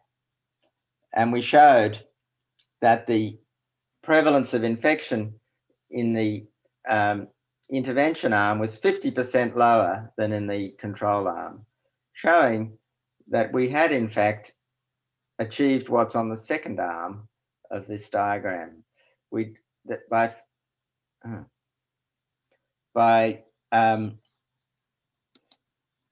finding and treating TB cases, shown there on the left, we had prevented infection of new people so that the number of children with TB infection was reduced, and we're in fact therefore able to interrupt transmission and potentially end the epidemic in this environment. Next slide, please.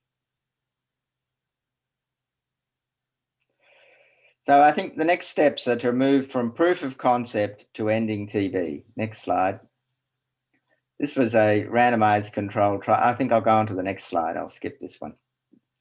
I think the key drivers for ending TB in high burden settings are ongoing transmission of undiagnosed infectious cases, many of whom are asymptomatic or do not seek care.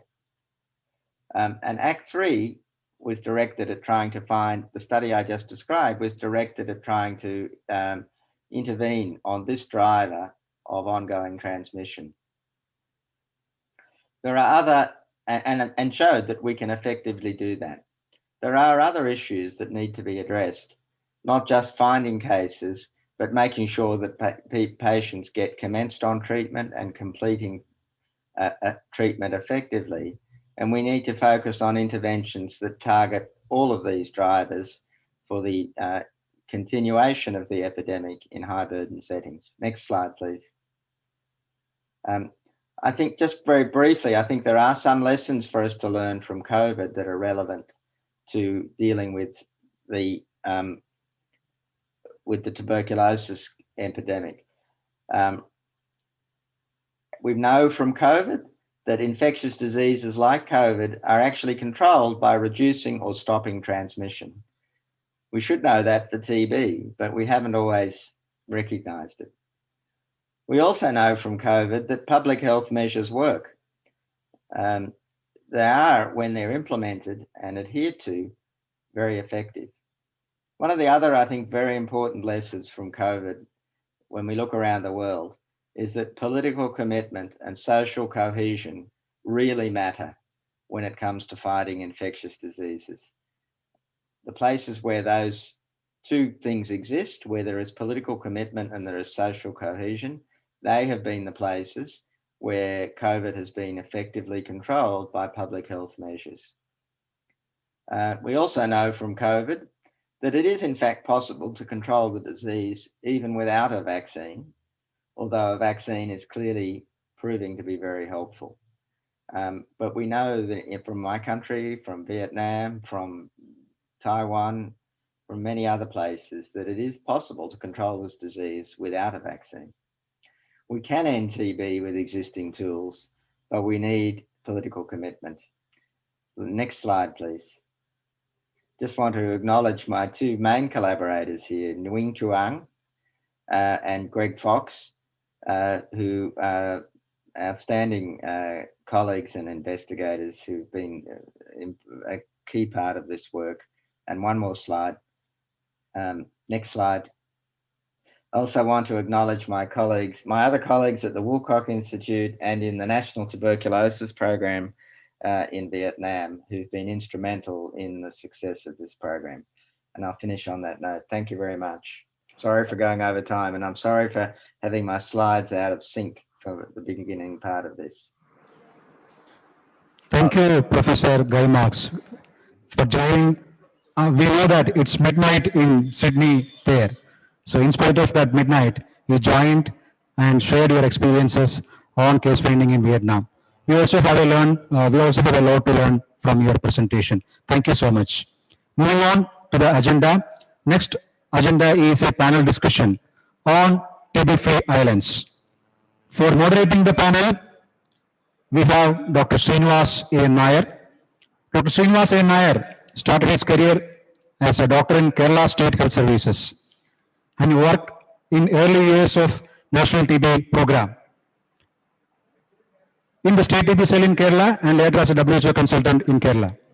Later he joined WHO country office and served as the National Professional Officer for India for 8 years with many achievements to his credits. He is currently the Senior Regional Advisor of Stop TB Partnership, Geneva. And with Srinivas A. Nair moderating the panel, the members joining are Mrs. Divya Sojan, Dr. Teresa Kaseva, the Director of the Global Tuberculosis Program, Dr. Sevin, he is the Senior TB Technical Advisor at USAID, Professor Kenneth Castro, he is the Senior Global TB Expert, Dr. Sulan Sahu, the Deputy Executive Director of the Stop TB Partnership, Dr. Raghuram Rao, the Deputy Additional Director General from Central TB Division, Dr. Mohammad Yasin from Global Fund, and Dr. Patrick L. Osway, the Chief of the Asian Development Bank's Health Sector Group. So over to you, Dr. Srinivas, for coordinating the panel.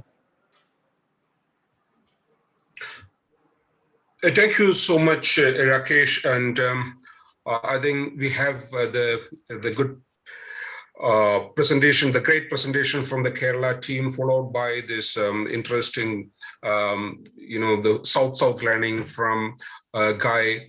So what we really have here is that, again, thank you once again for those excellent presentations and really exciting times. Ending tuberculosis is no more a dream. It's a reality, close to reality, and thanks to the Kerala team for it. And in today's panel discussion, what we have is a group of global experts in tuberculosis. When I looked at their CV, together it goes more than a century of experience in tuberculosis. So I think that we have this excellent panel to talk and to discuss freely about what's possible and what need to be done in Kerala, and more importantly in the world if we are to end tuberculosis. So thank you, the panelists, and thank you everyone. And as moderator, I take this privilege to ask one question to each of the panelists. And I would briefly introduce the panelists for the audience, and then one question will be asked. And we hope to get all the panelists covered in nearly 40 minutes, and then we have some time. And then if there are burning questions, please put it in the chat box, and we will try to get some time to answer some of them. And if not, we'll definitely promise you to mail back those answers of those questions. And I'm sure that the panelists will have most of the answers. And if there are no answers, then we'll have to leave with that. So first, we'll start it with Divya Sojan. Divya is a TB survivor and a TB ambassador, and also a health worker. She's a nursing officer in India's premier institute, All India Institute of Medical Science, New Delhi. Thank you, Divya, for joining this. And we are trying to use your expertise as TB survivor and who has experienced what our colleagues from Kerala has been telling us in the last hours of the people-centered care. And having experienced that, what are your recommendations for the states to go towards ending TB, and also for all of us to learn to take it to the world, and how best you think, and what are your recommendations for strengthening this people-centered, person-centered care for tuberculosis? Thank you, Divya. Thank you, sir, for the question. Good evening, respected moderator, honorable members of the panel, ladies and gentlemen. It gives me immense pleasure and honor to be a part of this discussion. Kerala's TB elimination activities have grown into a people's movement against TB. TB is like any other disease, rather, I would say, better than many which affects physical and mental health. Of course, it causes burden to a family, especially when the breadwinner is sick. But it's transient. Anyone can easily go through the treatment and be back to normal in just 6 to 12 months. But in case, if anyone is not able to cope up with the disease or treatment and can't fight this battle alone, I am with you, joined by many other patients, survivors, and support groups. I am there for all those who need help and support. This is People's Movement Against TB, a movement of the people, by the people, and for the people, aiming at prevention, early diagnosis, and completion of treatment. The People's Movement Against TB is a fight not just by the TB patients and survivors, but the community as a whole to end TB and create a tuberculosis-free island. The movement is supported by the administrative and political level with pay, education, nutrition, and support to family members. Through the People's Movement, Kerala has set a standard by changing the traditional mode of treatment. The treatment is flexible, convenient, and is according to the personal needs of a patient with decentralized care delivery system. The last mile is the toughest, and the last cases are the hardest to find. As Kerala moves on to TB elimination, we have to now focus better on treating the LTBIs and preventable TB, also strengthening the diagnostic services and training so that every case in the community can be picked up. Kerala's strategy and potential success has implications for the rest of the India, which has the world's largest TB burden, and these becoming a beacon of hope for other states and countries as well. While Kerala's example may not be entirely replicable across India with the given vast population, paucity of resources, and lack of infrastructure, but coupling with capability and preparedness, much can be done with the existing resources too. Kerala is just showing a mirror to the rest of the country that we have to do what we are supposed to do well. We have come along a long way and still have a long way ahead. As Robert Frost sings, but I have promises to keep and miles to go before I sleep. Thank you all for the patient listening. Over to you, sir. Thank you, Divya. Yes, you are absolutely right. There are miles to go before we all sleep. The importance you have highlighted that, it is possible, and the people-centered approach, once you, it's not necessarily that the necessary infrastructure, but still there are a lot of lessons which we can learn from here. And thank you for those. The next question I will ask to Dr. Sevim Amdo. Sevim has more than 25 years of programmatic and patient management experience in the field of TB and HIV.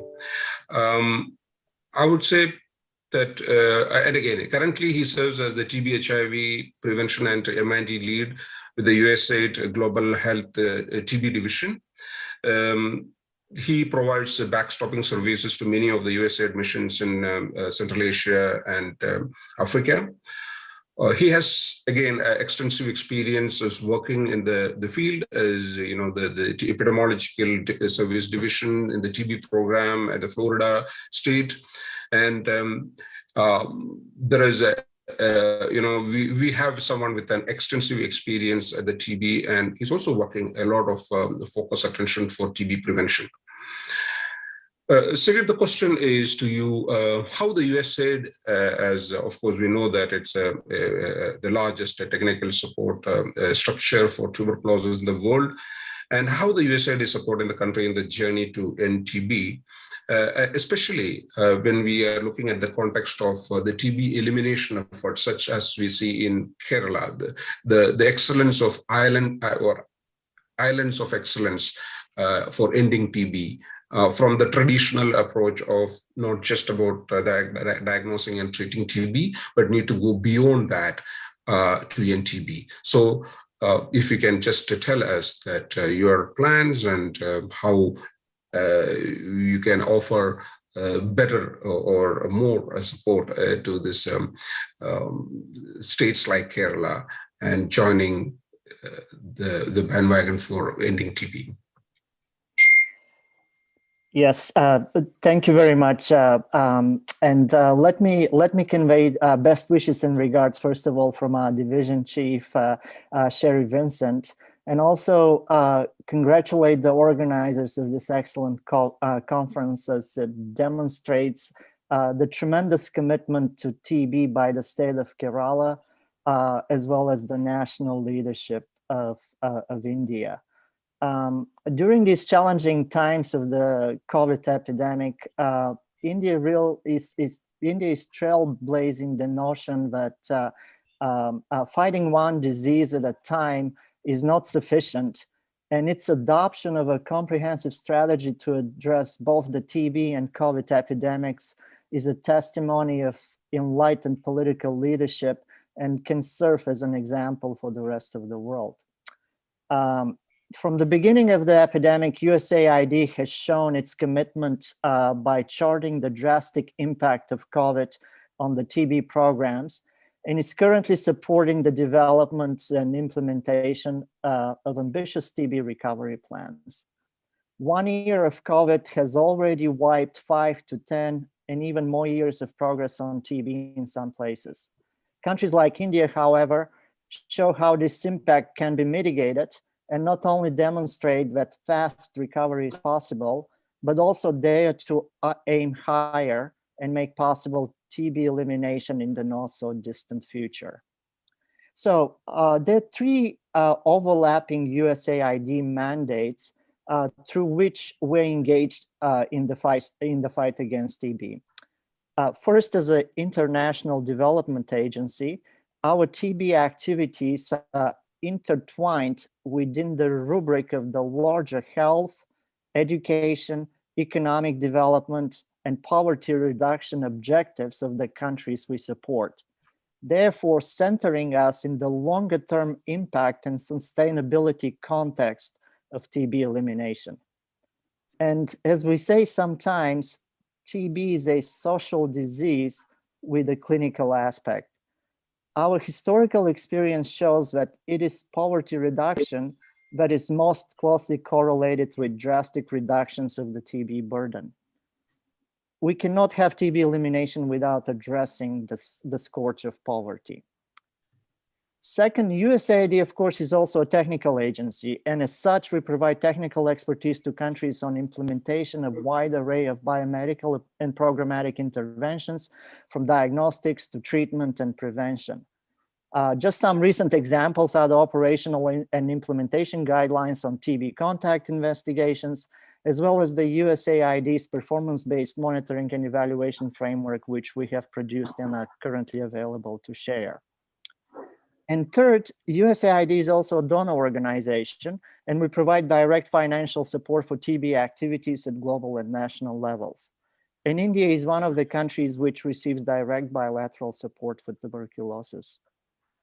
Going back to the other part of the question, Srini, one of the lessons learned from COVID is that recovery and ambitious goals such as TB elimination cannot be achieved if we don't address our main problem of finding the so-called missing people with TB. And if we don't institute a paradigm shift from passive case finding to systematic, scaled up and rigorously implemented massive acceleration in screening and testing. And these efforts should include both sides of the equation of active case finding and preventive testing and treatment. To be successful, we need to maintain a sharp focus on implementation and make better use of the tools in our current toolbox, some of which unfortunately remain underutilized. Chest X-rays, interferon gamma release assay testings are prime examples of that. We also know that TB elimination will not be achieved with just full optimization of the testing and treatment approaches, but will require more investments in research and development. So Srini, the short answer to your question is threefold. First, USAID's commitment is to keep a relentless focus on ongoing operations and implementation. Second, to enlarge and push the boundaries of our knowledge and build evidence. And third, in translating that knowledge into practical implementation and thus bringing us closer to ending TB. With this, please allow me to acknowledge and thank my USAID mission colleagues and the DREAM TB team led by Sangeeta Patel for their outstanding and relentless efforts in the fight against TB. Thank you. Thank you, Savim. This is an excellent brief of what the USAID is supporting for the tuberculosis. And especially, I really wanted to acknowledge the USAID country mission team, the TB team, the wonderful team.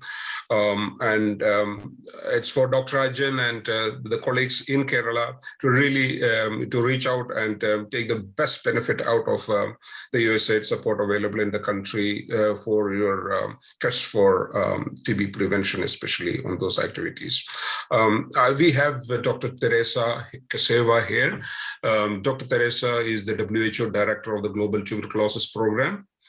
And as director of the WHO Global TB Program, she's responsible for the global setting of norms, policies, standards for the prevention, care, and control and care of tuberculosis. Dr. Kaseva was previously the Deputy Director of the Department of Medical Care in the Ministry of Health of the Russian Federation, a leading health expert. She has over 25 years of experience in public health. And personally knowing Teresa as a most energetic global leader for tuberculosis, thank you, Teresa, for joining this discussion. The question in this journey to end tuberculosis, how important you see the need to recognize TB elimination models such as we see in Kerala as islands of excellence. What are the areas to further focus for TB elimination by the state? What do you think that your specific recommendations for the country as you see the progress they have made so far to get to the next milestones? What are the lessons which you can share to the team here, and also the lessons which we can learn from Kerala to the rest of the world?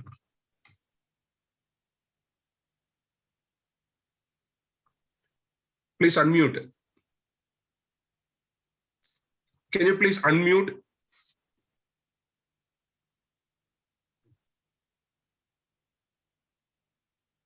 Can someone help from the help desk to unmute Teresa?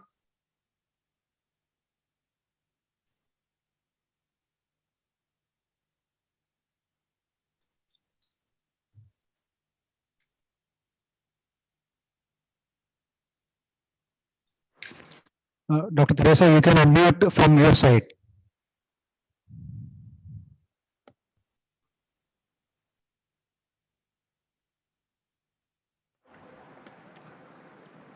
Dr. Sai, we will skip the question. We will sort the issues and get back. Very sorry, this is which happens with the technical glitch. We'll come back to you. I will go to. It's my great pleasure to introduce Professor Dr. Kenneth Castro, who is an infectious disease physician and a professor at Emory University, and is a senior technical advisor to the USAID. A good friend, Ken has been working in the field of tuberculosis for over 30 years. Since he first encountered tuberculosis while treating patients with HIV early in his career, he realized that people who he is managing with the HIV are dying of tuberculosis. As you can hear from him, these are totally unacceptable for Ken. And since then, he committed himself to the management of, working to tuberculosis. He became the director of CDC, the Division of Tuberculosis Elimination, and where he led the US National TB program for over 20 years.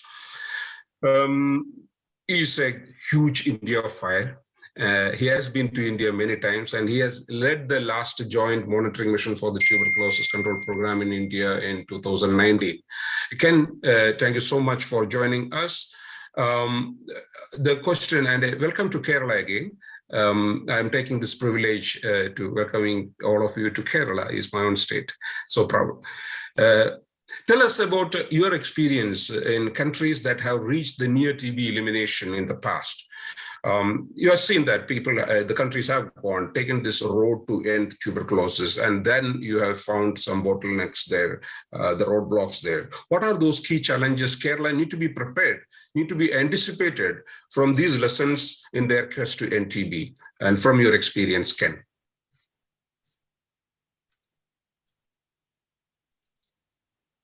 Thank you, and good day to all across all time zones. It is a pleasure and an honor to be with you today. As you probably know, in the United States, we experienced an unprecedented resurgence of tuberculosis from 1985 through 1992, which was the result of disinvestment in tuberculosis at a time when TB incidence was so low that people thought that tuberculosis was a disease of the past, a big mistake. And we were hit with a reversal of more than 3 decades of a downward decline and experienced a 20% increase during that time, with more than 52,000 excess cases reported. Then to add insult to injury, we had an extensive spread of multi-drug resistant tuberculosis, and we had abandoned the lab capacity to do testing.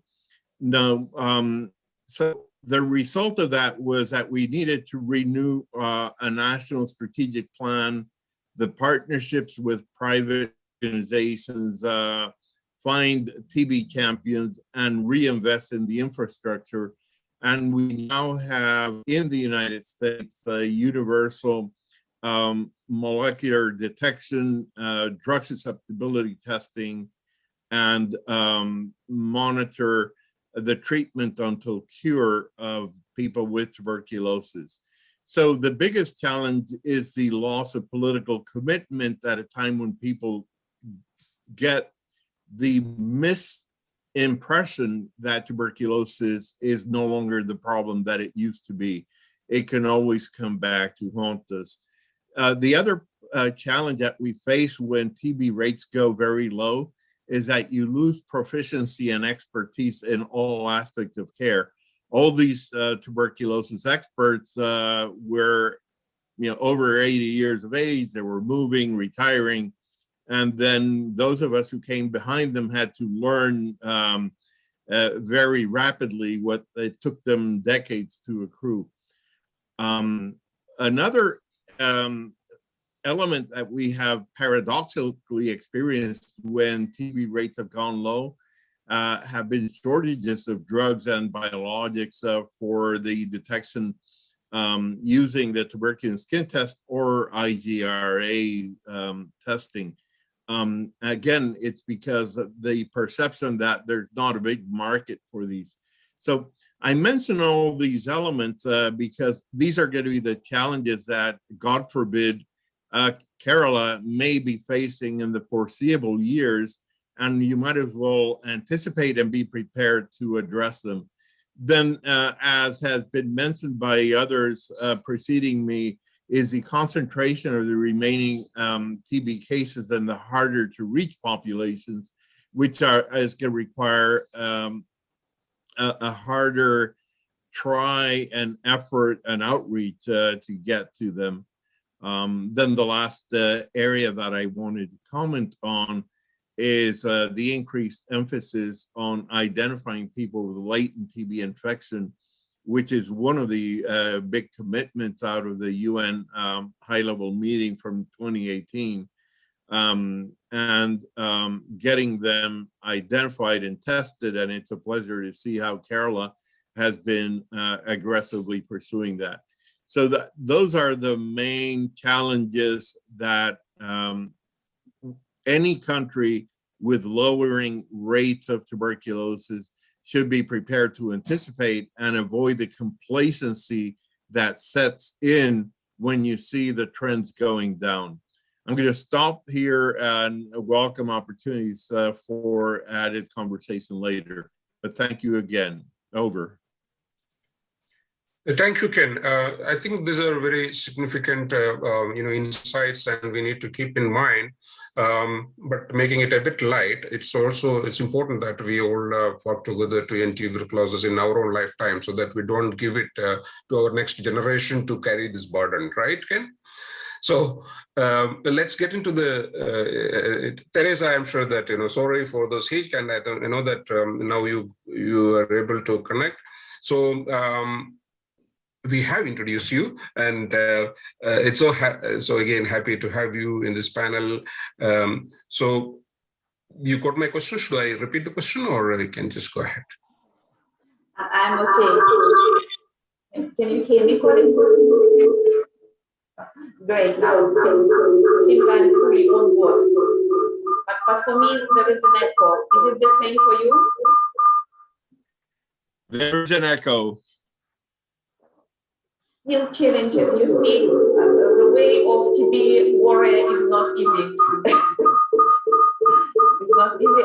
So, and I don't know how to manage again this issue with echo. Could I continue? Or? Okay, thank you very much. Thank you for this opportunity. Good evening. Okay. Colleagues, can you still hear me? Yes, we can hear you. Oh, now it's much better. Yes. So, good evening, dear colleagues. Thank you for your patience, and it's a great pleasure for me to join this event. And its meaning can be doubled when you think that we are just in the middle of the new pandemic, COVID pandemic, and we are focused on TB. And I can't acknowledge more efforts of Kerala authorities, specialists, experts, civil society, communities, all engaged in this fight against TB, and also now I can say against COVID as well. Kerala is a real pathfinder and a role model, not just for efforts towards ending or eliminating TB in India, but for universal health coverage as a whole. As you are aware, of course, along with the NTB strategy, with the political declaration and our famous and ambitious targets to end and eliminate TB, WHO also developed in 2014-15 TB elimination framework. And now we are updating this framework, and if anybody will ask, is it time to talk about TB elimination? I will strongly confirm that this is exact time, because our patients cannot wait, and they are losing lives. And we're looking now at the data we are collecting on monthly basis. The drop into TB notification is significant. It's even bigger than we predicted at the beginning of the epidemic. It's around 30% of the global drop, especially in high-burden countries. We can see drop in TB notification, and it's really very, very concerning. So that's why to show this example that we can still move towards ending and elimination TB is extremely important.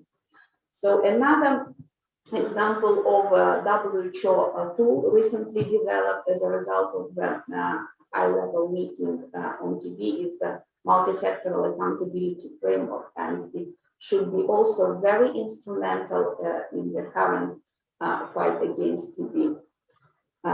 Referring to our core functions, guidelines, and tools development, we try to do our best and update all our core guidelines. You know that now we are proposing fully oral, recommending strongly fully oral treatment for the patients with the drug-resistant TB, shorter, safer, more effective, several options for TB preventive treatment, with recommending 11 new tools for diagnostics, and also we are looking for another 19. Of course, we don't have point-of-care tests, we don't have effective vaccines, but we have a much more effective instruments, guidelines, medicines and diagnostics for continuing successful fight against TB.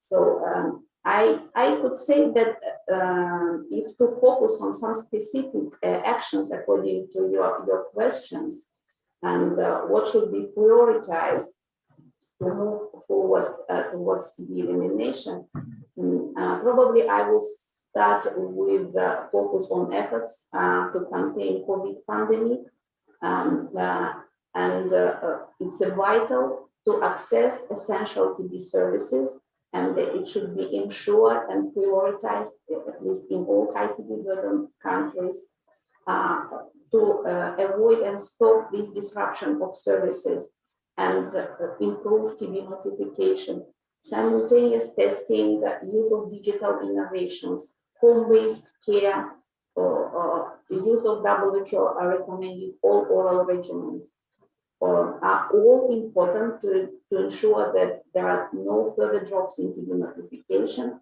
that can lead to increased burden and deaths. Multi-sectoral accountability and engagement are also key to scale up the TB response. As we are all aware very well, TB is a disease that is fueled and driven by poverty, risk factors like undernutrition, tobacco smoking, alcohol use, and others. It's essential to engage all sectors in the fight, as highlighted in the WHO multi-sectoral accountability framework. Comorbidities such as diabetes and other NCDs, as well as HIV, it's another driver of TB epidemic, and they also need to be addressed in the same time. Integrated approaches and collaboration need to be facilitated and supported. Another important priority is once we are moving towards not only ending but elimination, to be focused on high-risk groups and vulnerable populations across the states. It's important aspect, essential aspect of TB elimination. And here we, of course, should highlight the importance of regular screening and TB preventive treatment. Last but not least, of course, high-level political commitment, advocacy, and leadership. It's key to achieve TB elimination. It was so inspiring and excellent to see Prime Minister Modi launch efforts to end TB in 2018, and then he repeated again with firm commitments.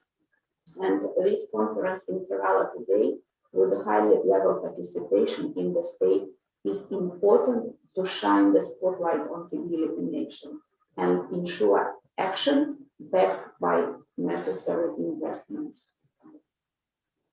Of course, it's easy to highlight priority actions. It's much more difficult to follow these commitments, and especially during a pandemic and facing new threats and social economic problems.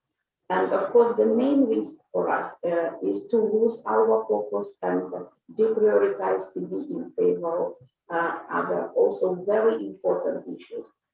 We can't do it for sure. And the result we are achieving should be sustainable, and this result should be supported and confirmed by data, by strong surveillance, registration, and reporting systems. Then we can be sure that our result is real, that it is sustainable, and we are really achieved our targets. Kerala, I'm sure, will serve a model of excellence, not just for India, but for the whole world. And we as WHO are reaffirming our commitment to stay with you and to support you in your very important time. Thank you.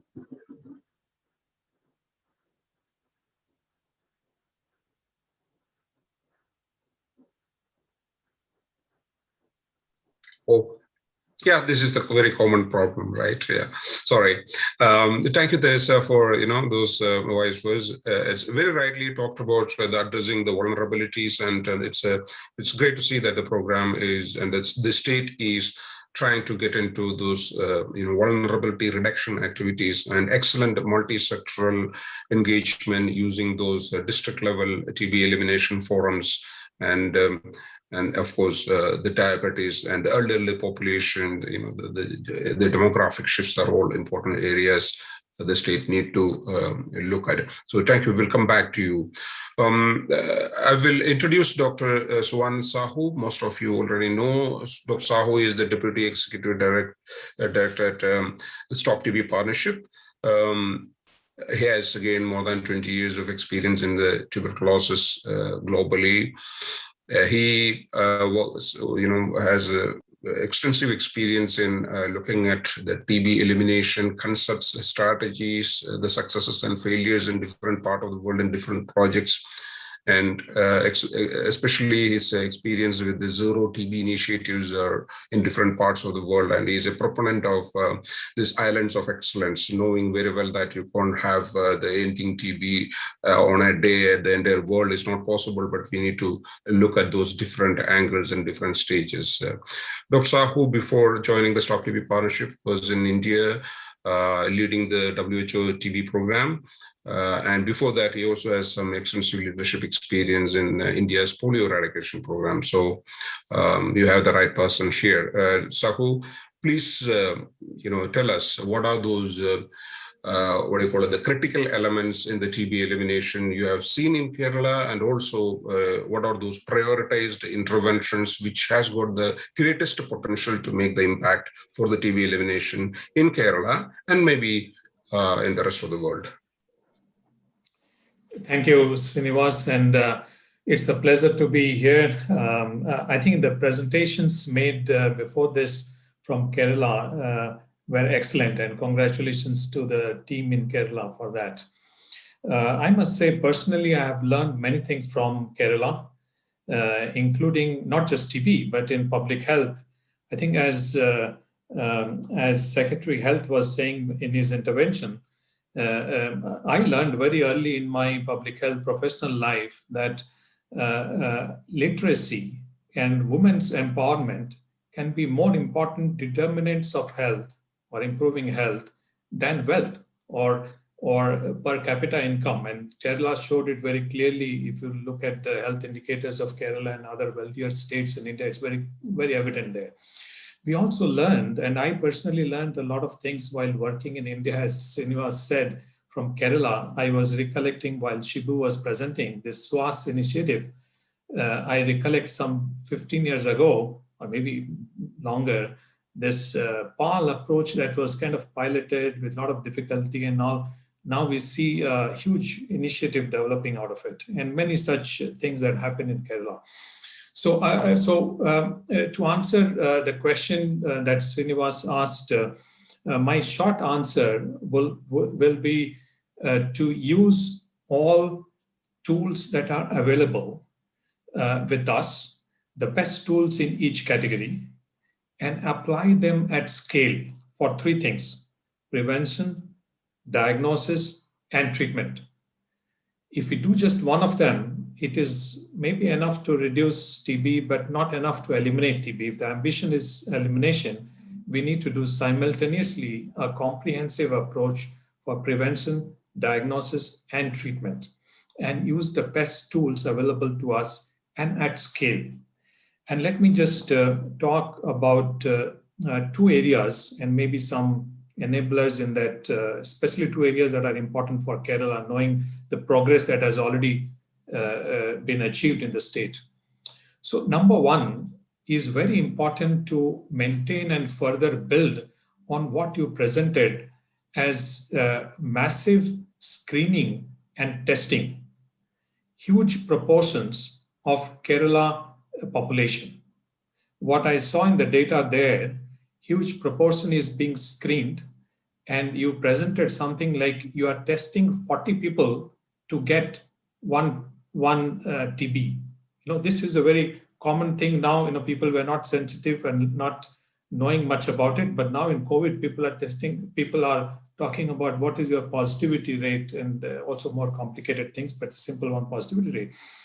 I think my advice to Kerala will be to, if that goes further high, it is even better. That means you are looking for more TB, you are testing more people, your positivity rate is declining, you're finding less TB. And I think that is the position that you should be and should further follow on from there. Very important to monitor that, and I'm very glad to see the data that was presented today. So I would encourage you to think further and scale up testing further. The COVID experience is excellent of how testing can be done even outside the health system at scale and so rapidly. I think that experience is to be used.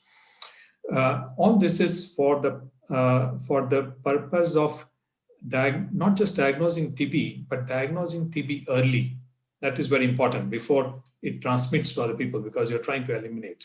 So that's the first group of thought I would put there. The second one is a shift of focus. I know that you have done quite well in diagnosis, treatment. You have very good plans on prevention, but I would suggest to have a shift of focus to prevention. It's not a dichotomy that you shift away from diagnosis and treatment, but shift your focus in such a way that you include prevention and monitor it well. I think the plans that have been there that were presented is excellent, but they have to be monitored. Otherwise, implementation will not be to the extent that you think. So very important to proceed at scale for doing prevention amongst contacts, all contacts, as was presented, other vulnerable groups as well, and also to move quickly into testing and treating, not just doing preventive therapy but to a group, but testing and treating. And I think a lot of things can happen in that area. And the second thing that I would also put under that prevention bucket is you have an excellent system. You have mapped, I think Shibu presented saying that local or entities know which individuals by name are more vulnerable to TB. It's an excellent situation that you have. That needs to be continued. And how can you then reduce the vulnerabilities of these people for TB? I think some examples were presented, but from my experience from the state, when I used to go down to Kerala and look at the registers of TB and look at people who have tested for diabetes, very high proportion of diabetes amongst TB, as somebody said. Also, malnutrition, as we know, is an important driver, especially in India and also in Kerala.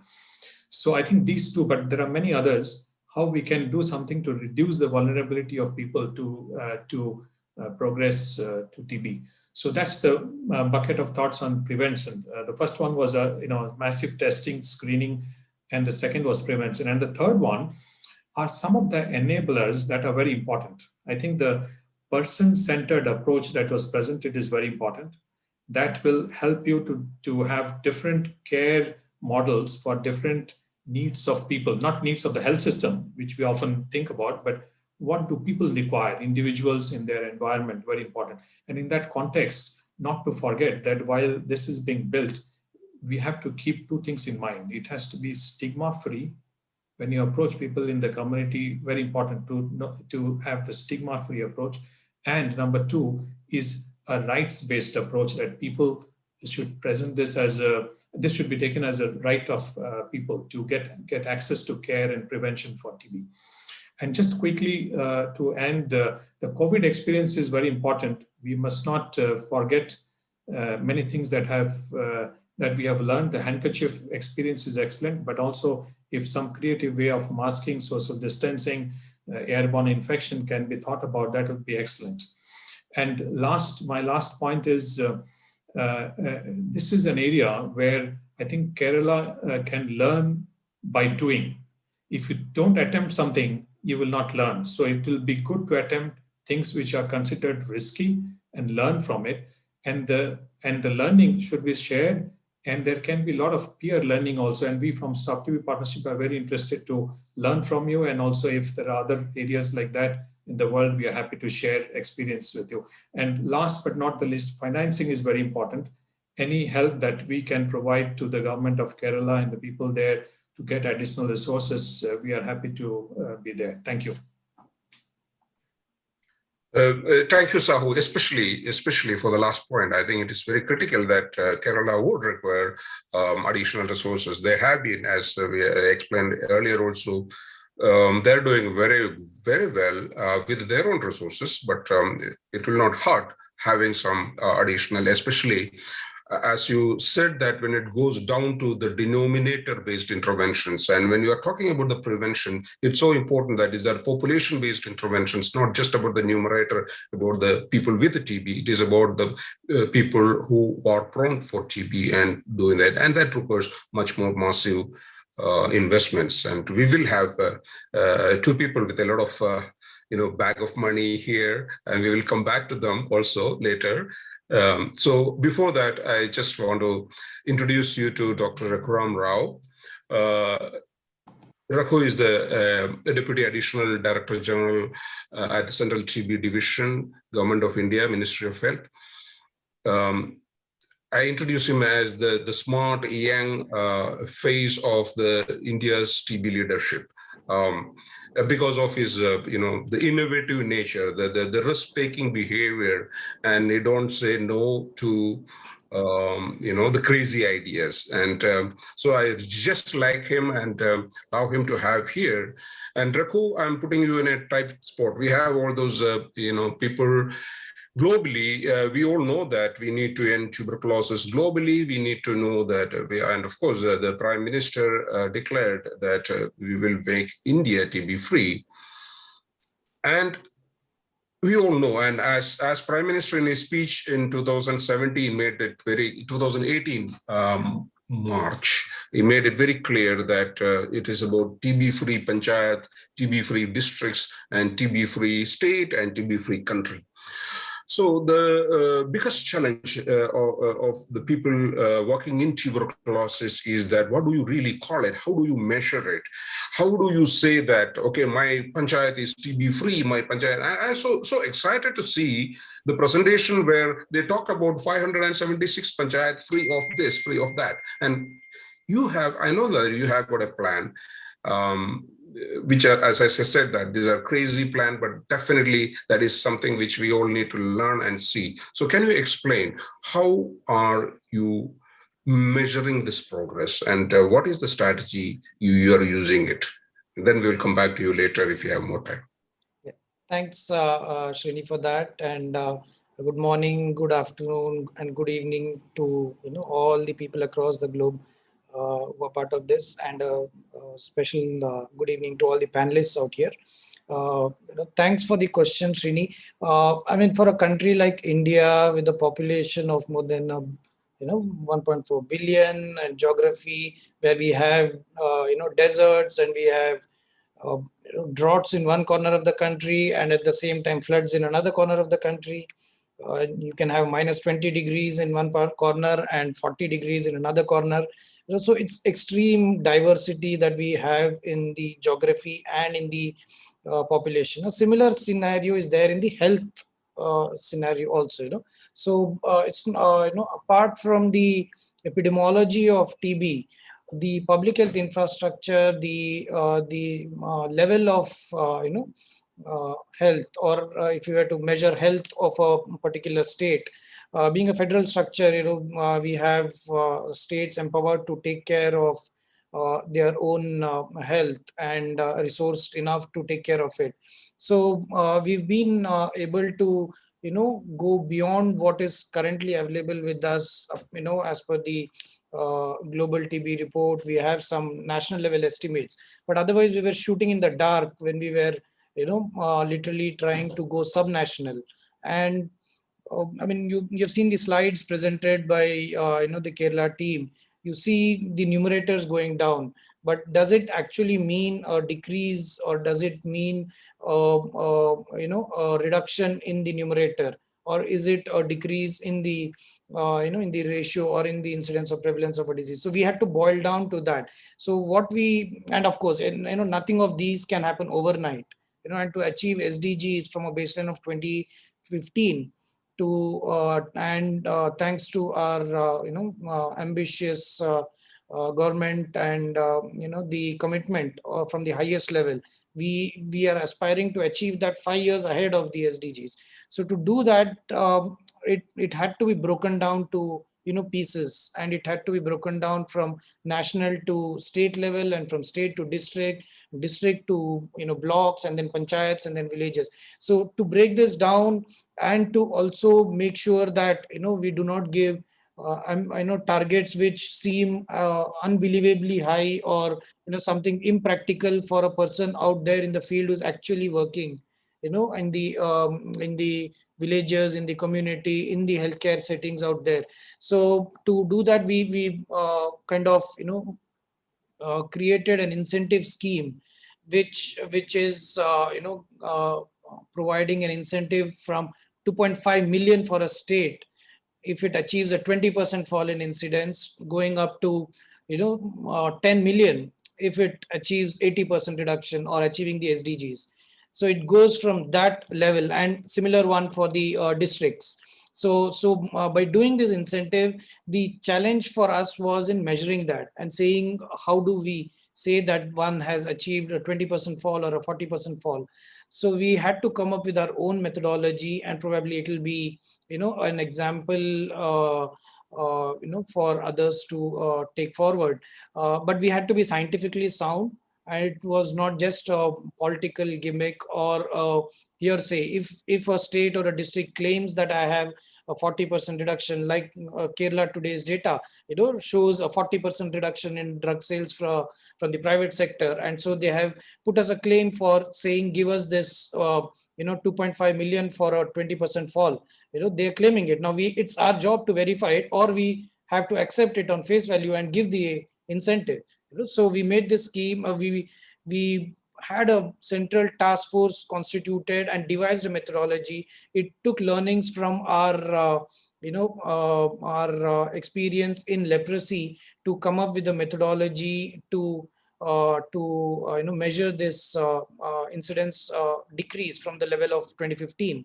And so it's an inverse sampling methodology, and it tries to find the level of underreporting and goes out. It does data triangulation. We look at secondary analysis of all available data, including drug sales data, look at the number needed to test, how the numbers have changed from 2015 to 2020, and then triangulating this data and applying formulas for identifying level of underreporting by actually doing a field survey on a particular sample size and trying to find an X number of cases and see how much population or households we need to do. So we are doing it for the first time. It's currently ongoing right now, and we have actually covered a sample size of million now, and this is only in around 70 districts across the country. And so it's a huge exercise that we are doing, and it's going to be very robust. And I'm sure the scientific community would be, very observing us very strongly in a microscopic lens. So we will be publishing this data also, so that the scientific community can use it and also guide us in going forward. So when we are doing this block by block, district by district, and state by state, so it's also generates healthy competition between districts, between states, and also gives us the confidence that we are in the right track to achieve SDGs at the ground level. And the entire exercise of verification, we are keeping it third party. So it is not the program doing this, it is not the state doing it for themselves. It is a third party, our research agencies, our ICMR institutes, our medical college faculty, our epidemiologists, their association. So they are the ones who are doing it and telling us that these 70 districts who are claiming, it could be 5, 10, 15, 20 out of that who may actually succeed, or it could be 50, 60 who may actually succeed in that. Time will tell, but that's definitely a tool that we are doing right now, and I'm sure it will give us an example for scaling up across the country as an institutional mechanism for measuring progress towards achieving SDGs. Thank you, Raghu. This is very exciting, and I'm sure that we can arrange another webinar to explain this methodology. A lot of people will be interested to understand it better and have it. So it is just for introducing. Thank you very much, Raghu. We need to wind up quickly, but then we have got two very key panelists here. And so I will introduce first Muhammad Yasin. Dr. Muhammad Yasin is the senior TB advisor at the Global Fund. Again, he has more than 20 years of experience, extensive experience in the technical areas, and he has seen the program in different parts of the world. So, Yasin, the Global Fund is definitely the largest, external donor for TB, second only to the domestic support. We know traditionally the Global Fund, support many interventions, and primarily it is about the diagnosis and treatment. How do you see that the change in the requirement of funding and the strategies when we are looking at the countries or the states who are looking at this TB elimination, where the number of cases is going to come down, but you would require more resources to reach the end game? And how do you, from the Global Fund perspective, look at this? Thank you very much, Srinivas. Thanks for the organizers for inviting us to this very, very important session. And I'm really impressed to hear the Kerala's story and achievement. I just want to congratulate you, and a very good lessons learned, I think, beyond Kerala, beyond India. Excellent work, and that's evidence. Yes, Global Fund is the largest source of international financing for TB, for more than 70% of international financing. And the Global Fund has been investing to TB, HIV, and malaria programs, and those investments contribute to saving over 39 million lives for the last 17 years. And this is what the programs supported by Global Fund and others and domestic funding achieved. That's huge achievement. And the Global Fund strategy also calls evidence-based programming, incentivizes and promotes innovations and data-driven programming to prioritize interventions and population to maximize the effort to end three diseases, including ending TB. The objective of all Global Fund investment is really towards ending or eliminating TB.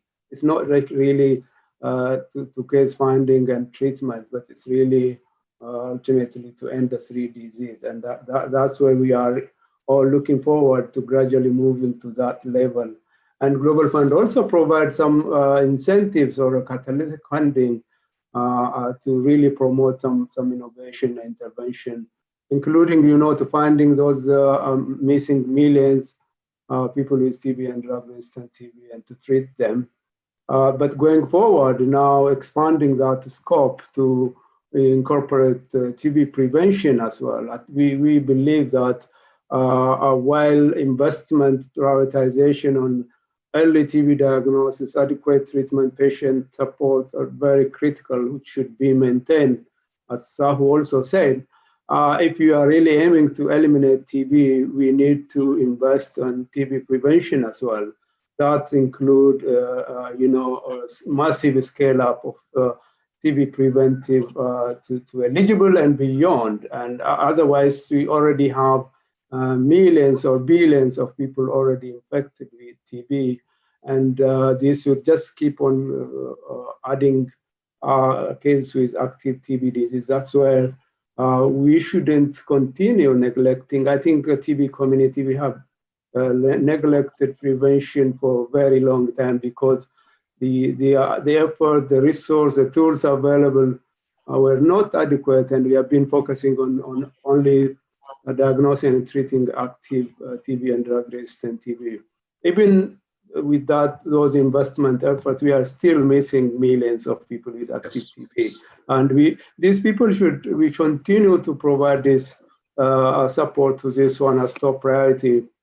But it's not really about complete shift to prevention, but it's really about packaging and providing comprehensive service if you are really aiming to end TB, to eliminate TB. I think the lessons learned from Kerala is very, very important and good for the whole world, that it's still feasible within the available tools, within the available resource.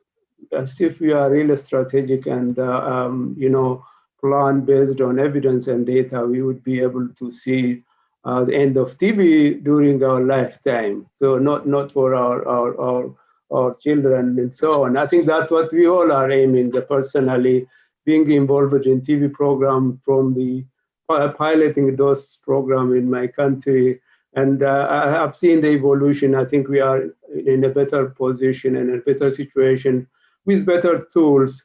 While we are waiting for vaccines, we need to really make sure that we use the existing tools as efficiently as possible. As you all know, Global Fund funding request is based on the national strategic plans, and the request should come from countries. And I think it's very important that we all support countries to align their strategy with new technologies and recommendations. And I think India overall, and Kerala as well, it is a good example with a very strong strategy, ambitious target to end TB in 2025, and huge domestic investment from India government to contributing, and innovation from private and community, which are actually now supported by the domestic funding. That's excellent example. While Global Fund will continue contributing, India's our portfolio is the largest in the Global Fund, but we know that the smallest for Thank you. Thank you. Thank you, Yasin. Thank you for those. And we are just running a bit over time.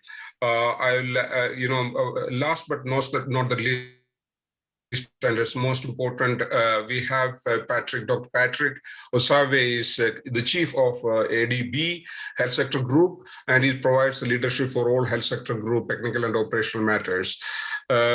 So Patrick, you have listened to a lot of these technical areas and TB elimination and the strategies. So we know that the TB is one of the most cost-effective interventions for as a part of this development goals. From the ADB's point of view, what are those important instruments available for supporting the TB elimination in the countries? If you can make it brief, and it will be great, so that we just get some big ideas which we can follow up further. Thank you, Patrick. Thank you very much, and thanks for the organizers for inviting me virtually to be in Kerala with everybody else. The Kerala was a case study when I was a student. I was a young student of public health. I just want to just highlight that the ADB is the second largest development bank in the world. And our focus is actually supporting countries to accelerate progress towards universal health coverage. And I just want to use COVID as an example. COVID is an opportunity that we should not let go to waste. Because it has attracted significant resources. ADB, for instance, in April last year, provided $20 billion for COVID, and in December, made available $9 billion for vaccines. These are resources that can be leveraged by TB programs. For example, diagnostics, massive resources were made available to build laboratories, to equip laboratories, to purchase PCR machines, and we can basically use the same equipment to detect TB. In terms of prevention, significant resources for communication, risk communication, mobilizing societies, creating areas for quarantine, just basically to build the capacity to be able to test, trace, and treat. Massive renovation of facilities at the primary care level. If you look at countries in Asia that did very well in terms of addressing COVID right at the beginning, these were countries that suffered from SARS, for instance, Singapore, H1N1, for example, Vietnam, Thailand, and MERS, for example, Korea. So they learned a lot from the previous pandemic to be able to be prepared for the next pandemic. And I think COVID is a good opportunity to be able to do that.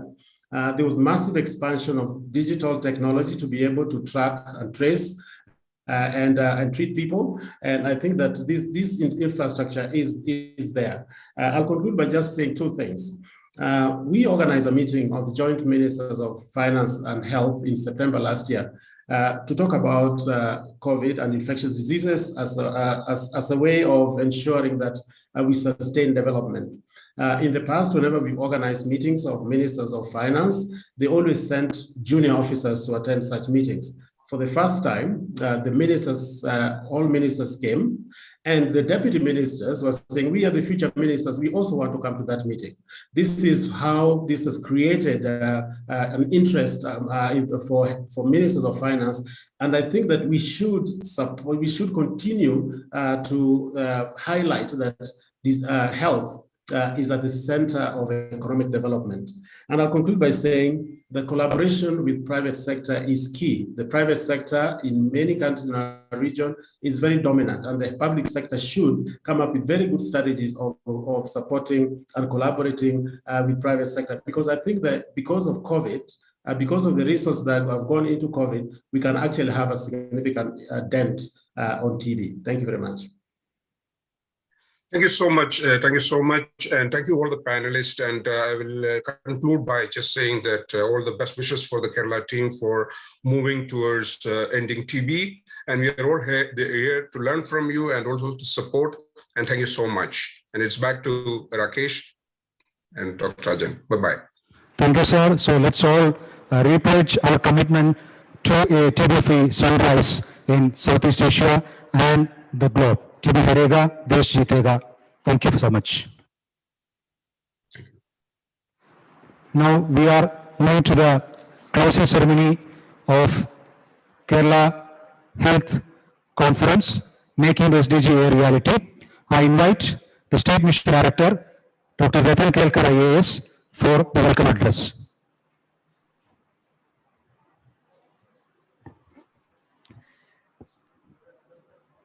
Good evening. Good evening. Like it is said, all good things come to an end.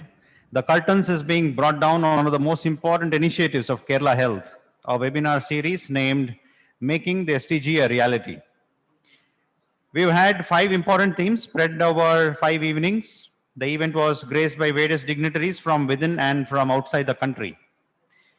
We have had a lot of learnings. Enormous wealth of knowledge flowed into these sessions, and the same is being captured to give us guidance towards achieving the SDGs. Let me welcome the dignitaries for the closing session today. On behalf of Kerala Health, I warmly welcome Professor V.K. Ramachandran, Vice Chairperson, Kerala State Planning Board. Professor V.K. Ramachandran was Professor and Head Economic Analysis Unit, Indian Statistical Institute, before joining the Planning Board. His areas of study are development economics, agrarian question and agrarian relations, rural development, issues of labor and workers in the Indian economy, and class, caste, tribe, and gender discrimination, other forms of social oppression in India. He is the editor of Review of Agrarian Studies. A warm welcome to you, sir. On behalf of Kerala Health, I also warmly welcome Dr. Rodrigo Offrin. Dr. Rodrigo Offrin joined WHO India as WHO representative beginning July 2020.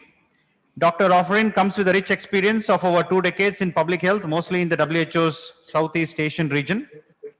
Before taking up his current position, Dr. Offrin was the Regional Emergency Director of WHO, providing strategic technical guidance and operational leadership to the ongoing response to the global COVID-19 pandemic across the region. Dr. Offrin was conferred the Director General's Reward for leading Nepal earthquake response and recovery. To his credit, and numerous publications that he has authored and co-authored on emergency and preparedness and risk management. A warm welcome to you, Dr. Rodrigo, on behalf of Kerala Health. I also take the pleasure of welcoming Padma Bhushan Professor K. Srinath Reddy. First, and let's fix it. He is the president of Public Health Foundation of India and formerly headed the Department of Cardiology at All India Institute of Medical Sciences.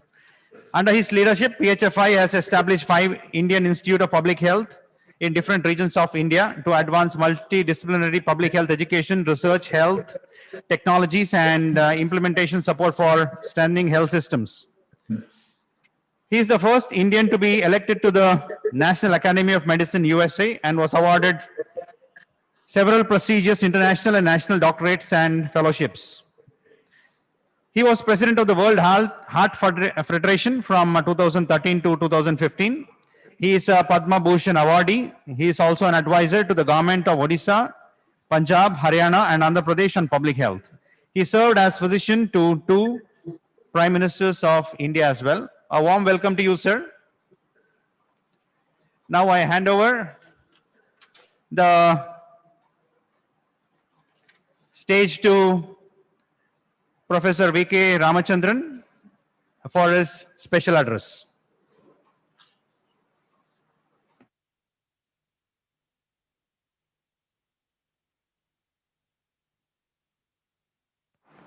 Sir, you need to... I'm sorry. Yeah.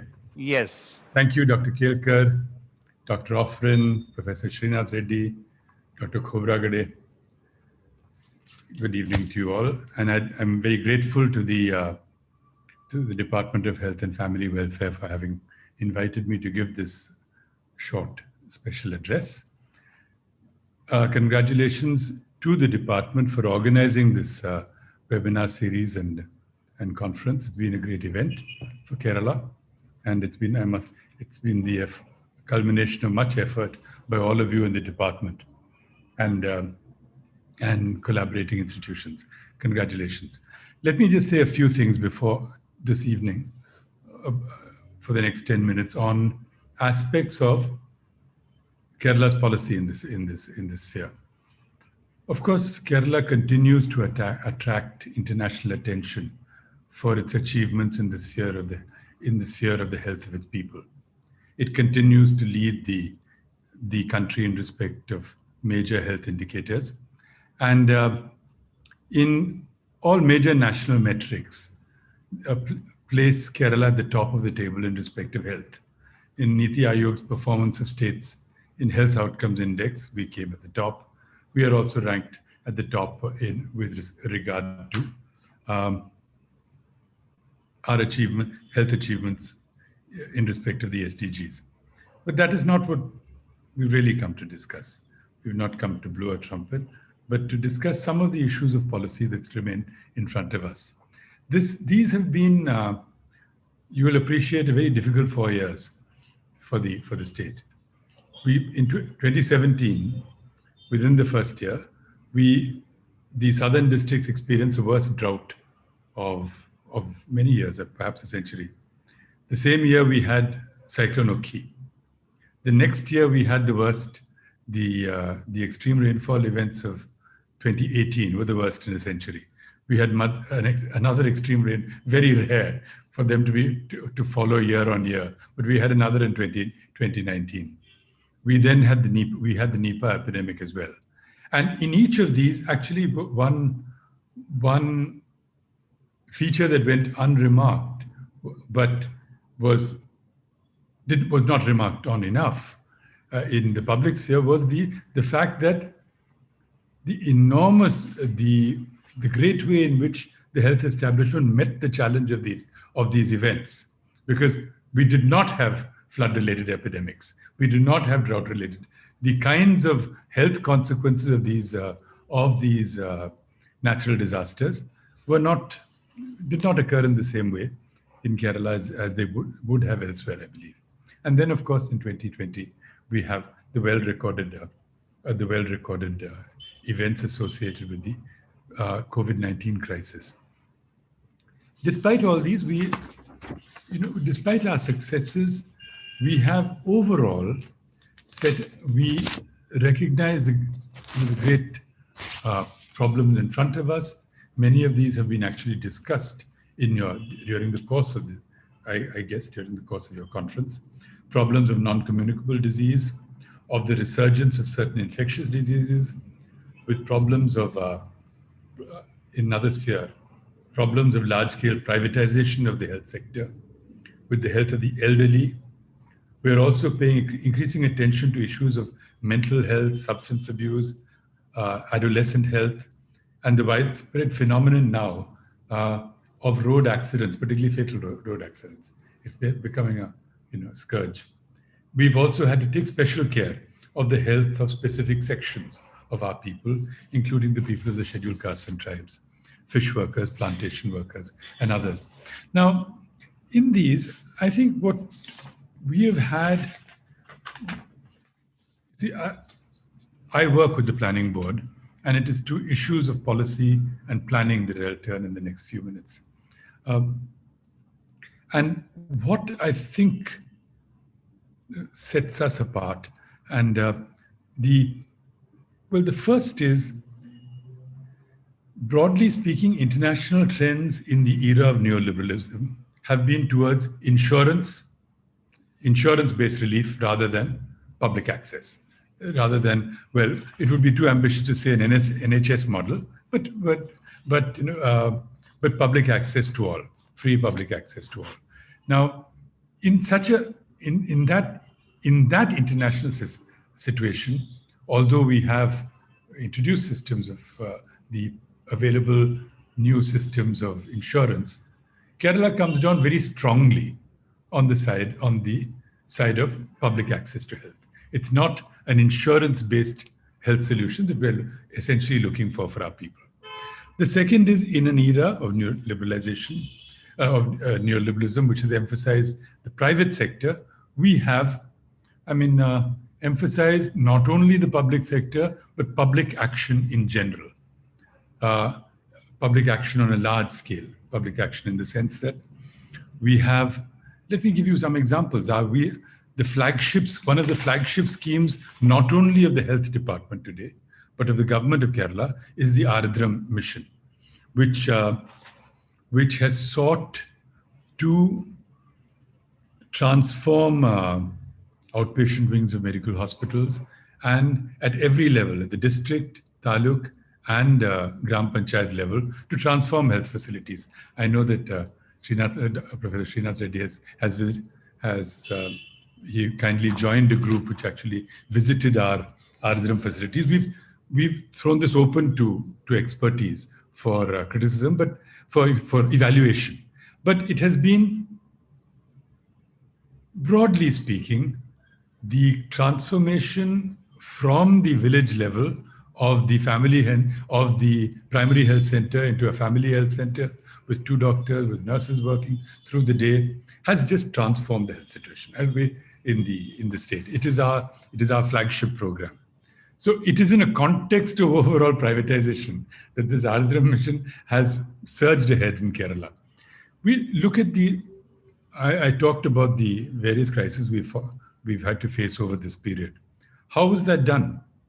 It was done essentially, it was done by what I think what Professor Sen calls this combination of action, public action from above, in the form of the department and all its institutional coverage till the village level, but also public action from below in the form of civic cooperation, in the form of participation of the people in local governments. These are really what kept our system and our people, our system going, and our public health system going during these periods of crisis. These different forms of public action. The third aspect of policy, as insurance, the non-privatization policy, the third is a certain concentration, a conscious concentration on strengthening the social determinants of health. Education, school education, conscientization, raising public consciousness, serving given Kerala's demography, serving the elderly, women and children. We have in the last 2 years, since this planning board took over, from about 11% in our first annual plan, the gender budget has risen to about 15% of plan expenditure. That's significant. That's a significant rise. So take civil supplies. during the period of COVID, we were in a position, we made it very, we made it an article of faith that nobody would starve. So a very widespread extension of our civil supplies system, the provision of not only food, but also basic money for basic expenditure, access to medical facilities, access to shelter, including for migrant workers, and access to sources of information every day on what was happening with regard to the disease, to COVID. So a certain public and political and administrative consciousness about strengthening the different social determinants of health, and not merely health, narrowly considering what is sometimes considered only the ambit of the health department. It goes far beyond. The fourth, I think, characteristic of policy has been a willingness to invest. This is a very difficult thing in India. I see that I have a minute left. Okay, and I'll wind up. It is a very difficult thing in a state in India. One of the basic characteristics of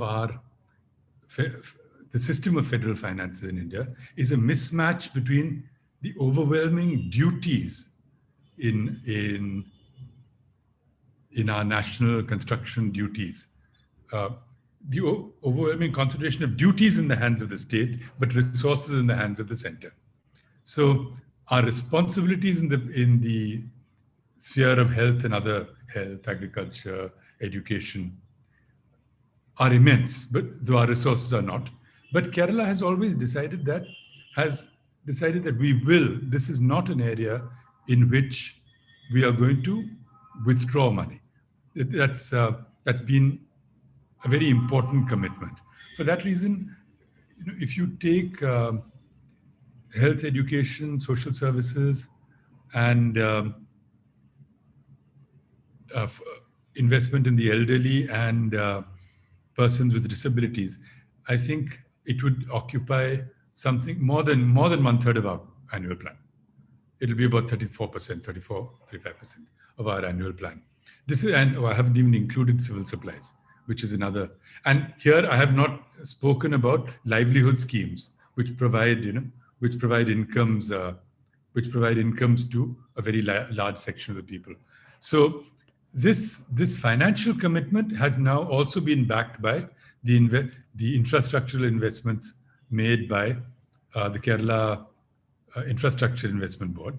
So all of these together now have helped build our system of health and the fortification of our health system by strengthening the other social determinants of health. So as we embark on a future that has many challenges, as I said, the problems of non-communicable disease, of dealing with infectious disease, with dealing with new forms of viral disease.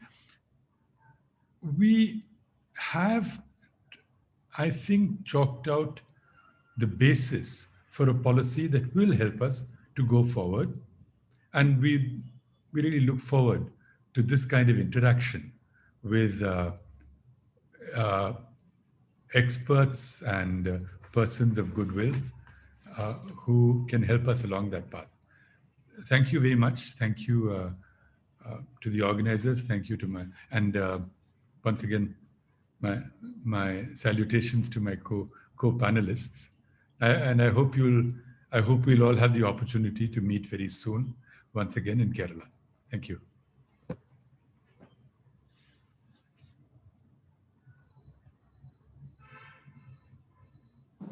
And thanks.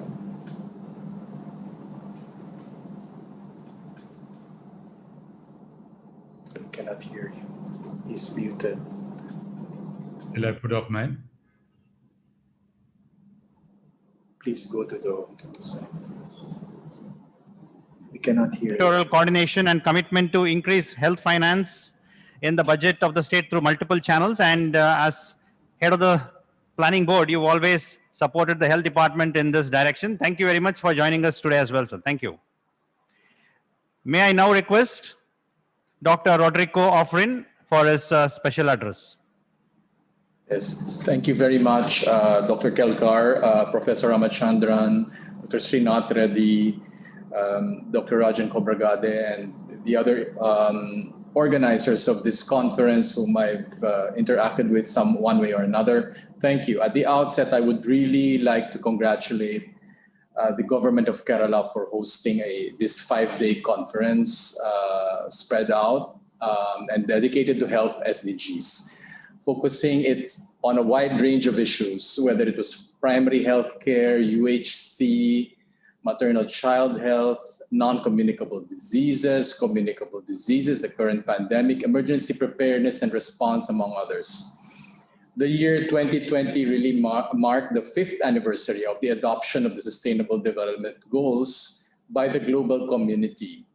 It also heralds our stepping into the final decade of action. It means our time is running out for these huge targets, wherein our collective efforts and collaborative partnerships will continue to determine the extent of our success in really getting to the 2030 agenda and making it a reality. India has fully adopted the SDG framework and aligned its development priorities with the global goals. The government of India, through Niti Aayog, Ministry of Statistics and Program Implementation, state governments, line ministries, all have been involved in various planning and capacity building initiatives to ensure India's progress towards the SDGs. As is well known, progress in India is critical to the world achieving Agenda 2030. Any public health goal of elimination, even the current response to the pandemic, India's response is a game changer. India is a resource to the world, and within India, Kerala has been a front runner and has gathered accolades for various health and related achievement initiatives. Be it a highlight view, we heard that during this symposium. Despite these achievements, there continue to be challenges like rising prevalence of NCDs, road traffic accidents. I was in the discussion for trauma care, and just the recent discussion on TB. I'll focus a bit on TB as that's going to be a huge focus for the country, as with the commitment of the goal of ending TB by 2025. Heartening to hear during the deliberations on a Jan Andolan for TB, one of the key targets to be achieved in the SDG era. It's making a movement around the health issue is always an exciting time. Especially TB has been a disease for a very long time that has plagued people and countries. Overall, there's a high level of commitment in India, and of course, Kerala is again leading the forefront, well supported by the union government. Maybe a few observations on this. It's really, there's lots to learn from Kerala, specifically that strong health system base, which has propelled it, whether it, as Professor Ramachandran was talking about, the public health responses, whether it's a drought or flood or the current pandemic, a strong health system and a health system approach towards public health problems. Local self-government stewardship and ownership are scalable and sustainable models which other states can replicate. This is Kerala's big lesson and good practice that can be adapted. The state's innovation around patient support system and nutritional support mechanisms and the TB pension schemes seems to have paid off dividends. I think that's so important that in the last mile in eliminating a disease, eradicating a disease, stopping an outbreak, many of the solutions are probably not in the health sector. or the support towards ending that and finding that last case and ending transmission is also the collaboration from other sectors. In addition to many innovations, one initiative designed and implemented well by Kerala is vulnerability mapping. It's basic intervention in public health to map vulnerabilities at the individual level in a community. Such an initiative will go a long way to design strategies and interventions based on prior information of the individuals and the population in a holistic manner to address multiple risk factors. Coming from the emergency world, I'm always keen for a risk assessment, a vulnerability assessment, which also includes a capacity assessment. It's not all risks. Now, as Kerala is moving ahead, probably with the lowest TB incidence in the country, our subnational estimation efforts will soon verify this. To my knowledge or guesstimate, it may show a considerable decline in TB incidence. But the word of caution is that we should not be complacent and continue with the efforts. It is not a sprint, it is a marathon, and those last mile efforts require us to be creative, require us to be vigilant, and require us to be so dedicated in the efforts to stop TB. Now, WHO will be continuing to provide technical support. That is our main strength at state level also for these initiatives, and we are continued to provide the support. And importantly, we are also facilitating cross-learning by different ways. We will expand and augment our support with additional focused interventions under a project called Gatiman. It is an acronym to galvanize actions to reduce TB incidence and mortality through accelerated novel interventions. It's time to rethink how we do things to end TB in the country, but also part of this initiative that we will be leading and coordinating is our presence in difficult districts, aspirational districts, districts in tribal areas where TB has not gone down at all. And again, to leverage our comparative advantage with other agencies is to really showcase innovation, propel good practice across the country. A strong public health system coupled with people's participation through various local self-governance platforms is one critical contributory factor for Kerala's success. Whether it be TB or other public health issues, all those very good public health vital statistics that we just heard. We also saw this reflected in the government's response to COVID-19. Kerala was the first state in India to be affected by COVID-19. Systematic past investments in health system strengthening, as I mentioned, including emergency preparedness, outbreak response, coupled with effective containment, treatment, surveillance, and tracking systems, risk communication, and strong community engagement really helped the state gear up with the response to manage COVID-19.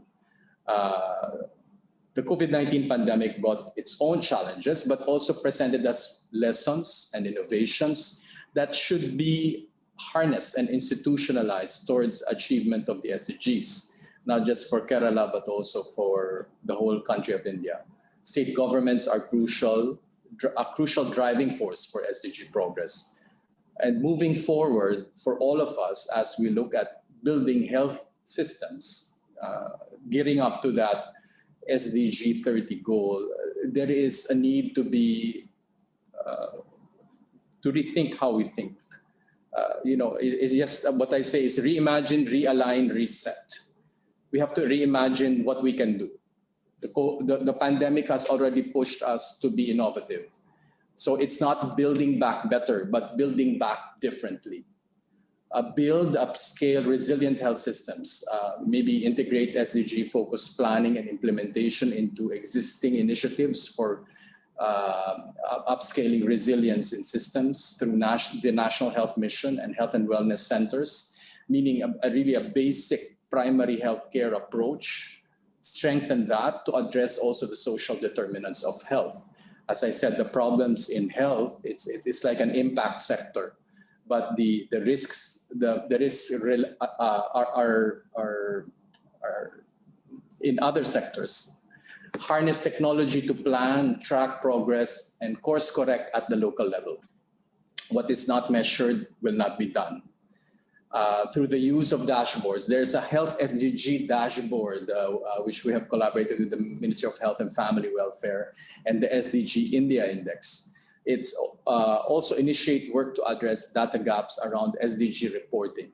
The slogan, leave no one behind, is a challenge because the ones who are left behind are usually invisible or uncounted. How then do we rework our systems and our monitoring systems to be able to include them? Sustain, renew, focus on health investments, including human resources. Public expenditure on health, augment untied fiscal space at state level, investment in human resources. There is already a huge increase in the health budget. Now it's strategies around how to spend these that will optimally contribute to a resilient health system. A health workforce that is trained, well-trained, and continue to be trained. How is that going to be managed? These are the kind of new ideas that we need to continue to discuss, even post this conference. I think the other part is to really integrate, converge, and leverage learnings and partnerships and capacities across and with sectors. I keep talking about that, even for the pandemic alone, the One Health approach for any outbreak, especially zoonotic ones, for which Kerala has been a veteran, shall we say, whether it was Nipah or COVID, for a better health system response. It is important that when we look towards achieving health goals or improving our systems, it has to be in a lens in which it will be tested by a stressor or a shock like this pandemic. So it's only learning across and learning every time that we will be able to really implement what we reimagined. I think I will end there and thank the organizers for this conference. And as WHO, we always stand ready to commit to support health needs, technically, even operationally, especially the work that may come after this symposium, because it has been a great learning for all of us in all these topics. Thank you very much once again. Thank you, Dr. Rodrigo Ofrin. Thank you for your words on collaborative partnerships in achieving SDGs. You also appreciated the steps taken by Kerala towards achieving SDGs, and at the same time cautioned us on the rising burden of NCDs and have impressed upon addressing them without complacency, and also directed us towards achieving these goals. WHO, you said, provides technical support and also cross-learning. And at this point of time, let me thank WHO for assisting us technically in the way forward for the State Health Agency, which is one of the arms of implementation of universal health coverage as far as Ayushman Bharat is concerned. And WHO is very actively assisting the state of Kerala by providing a technical resource towards the State Health Agency's objectives. You also emphasized upon a strong public health and people participation, and you said that is the mantra which has helped Kerala. Definitely, we will be ensuring that we work more towards resilient health systems. And like you said, the One Health approach is what Kerala believes in, and we will work towards ensuring that we put it to action. Thank you, Dr. Rodrigo Ofrin. May I now request our speaker, Professor K. Srinath Reddy, for his special address.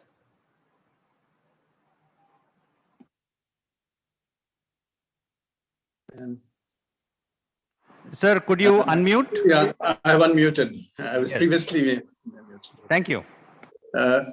Greetings to all the dignitaries who are gracing this occasion, as well as the participants of this long series of webinars that have actually focused the attention on sustainable development goals, narrating not only Kerala's experience, but India's expectations.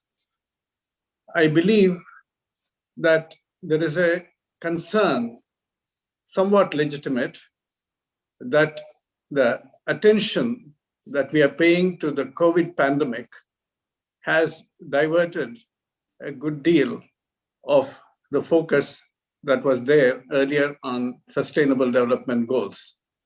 It appeared that the virus has hijacked the health system, held policymaker attention hostage, and derailed our commitment to the attainment of sustainable development goals by 2030. Has it really diverted the attention from the SDG agenda? I believe that it is really a wake-up call that we must pay more attention to the unified SDG agenda.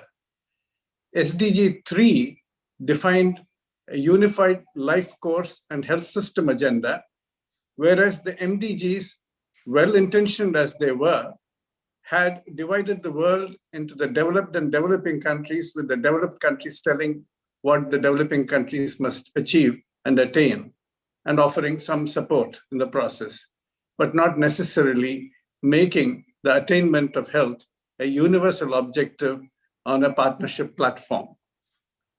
We also recognize that it fragmented the health system and also segmented by age, focusing only on certain age groups and certain health conditions, but did not really take a life course or a unified health system approach to health.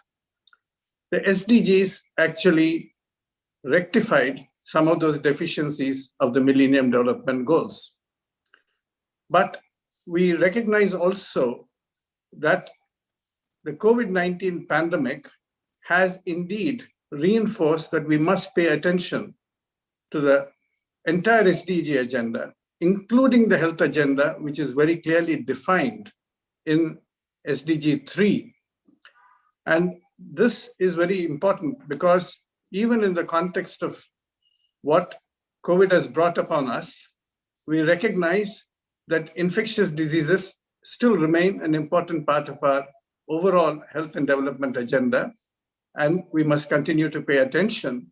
But we cannot look at them in isolation, for example, from non-communicable diseases, which are the dominant comorbidities which have contributed to severe illness as well as fatalities, even in the context of COVID-19.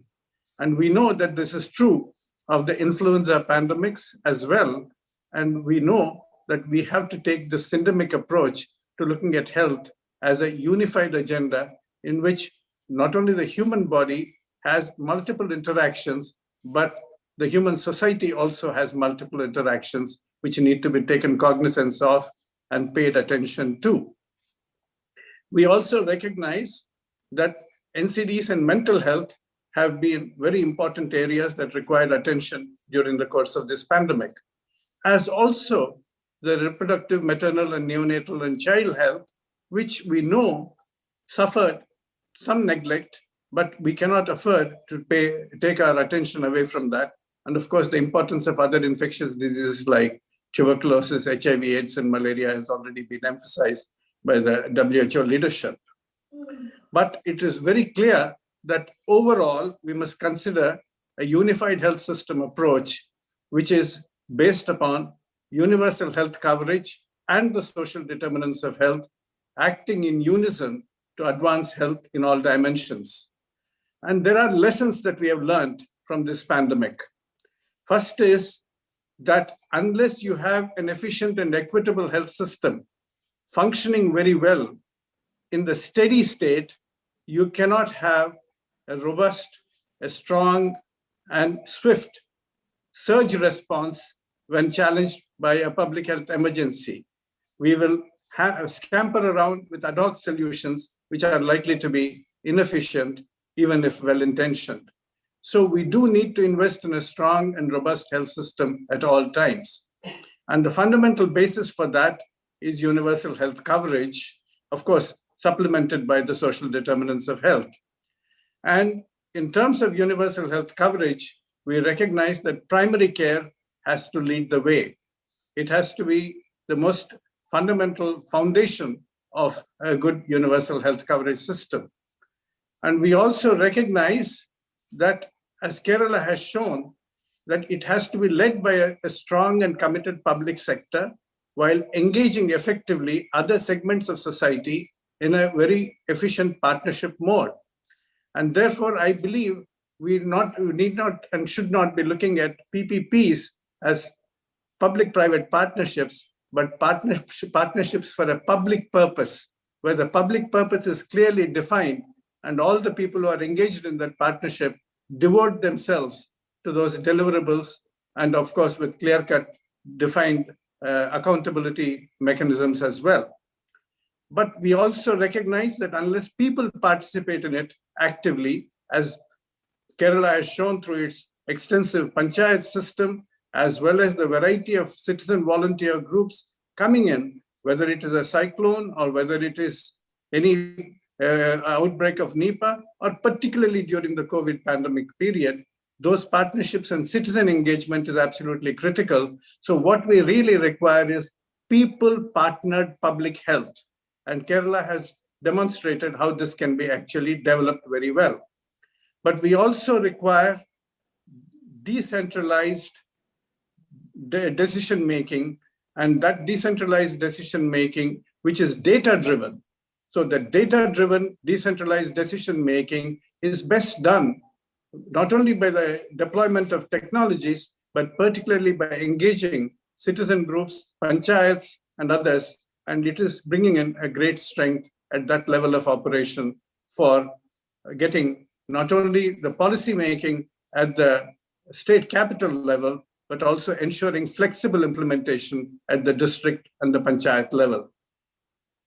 I believe that one of the most important elements is equity, which Kerala breathes life into in all of its developmental initiatives. We know very clearly that there is a bidirectional relationship between economic development and population health, and between poverty and ill health.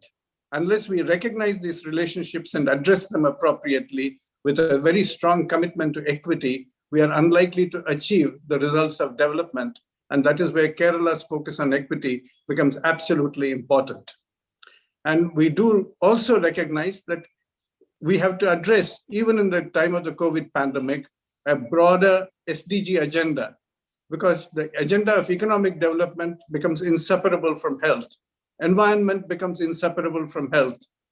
Poverty, alleviation, gender, technologies, partnerships, almost every single one of the sustainable development goals becomes absolutely an imperative for fostering societal health and protecting individual health. And unless we look upon the entire SDG agenda as the platform for building health, we will not be able to achieve it in an efficient and equitable manner. And that is where Kerala's composite agenda of development becomes a very important role model indeed. Unfortunately, for several years, economists, and I'm looking at Dr. Ramachandran at this point in time, have dismissed health as a passive beneficiary of economic development. You are certainly not guilty, Dr. Ramachandran, but many economists have been, like William Baumol, who said healthcare is a cost disease. It doesn't really generate the returns worthy of investment. But we know that's not true. And not only in terms of human development, but in terms of economic development, investing in health is an absolutely important factor. And Kerala's attention to health in its budget is a very important element. And I hope Kerala will continue to show the rest of Indian states that it's important to invest in health, even in their budgets. I believe that focus on equity is very important, both at the horizontal equity level, where everybody is entitled to common benefits, but also at the vertical equity level, where additional attention is focused on vulnerable sections, disadvantaged sections, so that existing health equity gaps can be bridged. And combining both of those elements, horizontal and vertical equity, is an important element of development, which I'm sure Kerala is demonstrating very well. I would like to conclude by saying that health is the best summative indicator of success in sustainable development goals. If you actually increase population health and protect individual health, that shows you have succeeded in every single one of the sustainable development goals. And I believe Kerala's commitment to achieve that kind of a multidimensional progress in sustainable development with health as a strong focus is a very welcome role model for rest of India. Unless we create the future, the present extends itself, said the Nobel laureate Toni Morrison. And we need to create the future. And I hope Kerala's example will help us in creating a healthy future. Thank you very much for this opportunity. Thank you, Professor Srinath Reddy. Yes, in the beginning, the focus on COVID had definitely taken the eyes of many public health actions across the globe.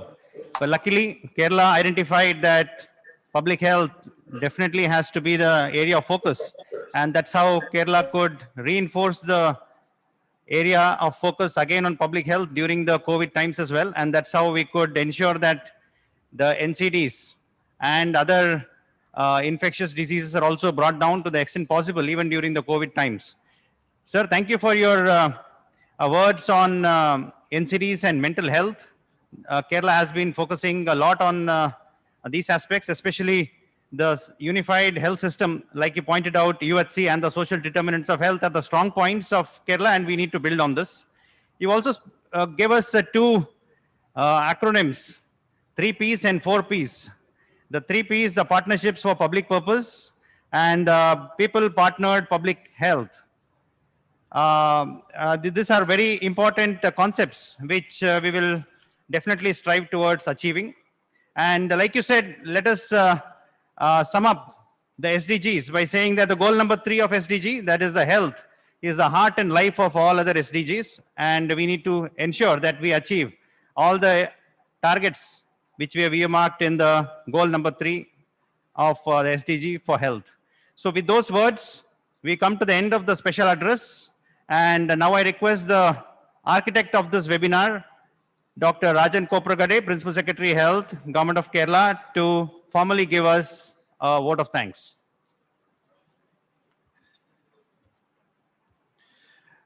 Thank you, Ratan. I am not the only architect. In fact, there are architects all around sitting here, and also those who are not present here. All my colleagues who have been working day and night for last so many years, and more so in the last year since the pandemic started in our state. Before we go to my formal thing, in fact, I have one humble request to all the seniors who are there in this panel and all others who are attending. Let us take a look at 2 minutes. In fact, it is a short film, 1.5 minute film, and we will play that, which will give some glimpses that what we have been doing at infrastructure development level, also capacity building and public action at the field level.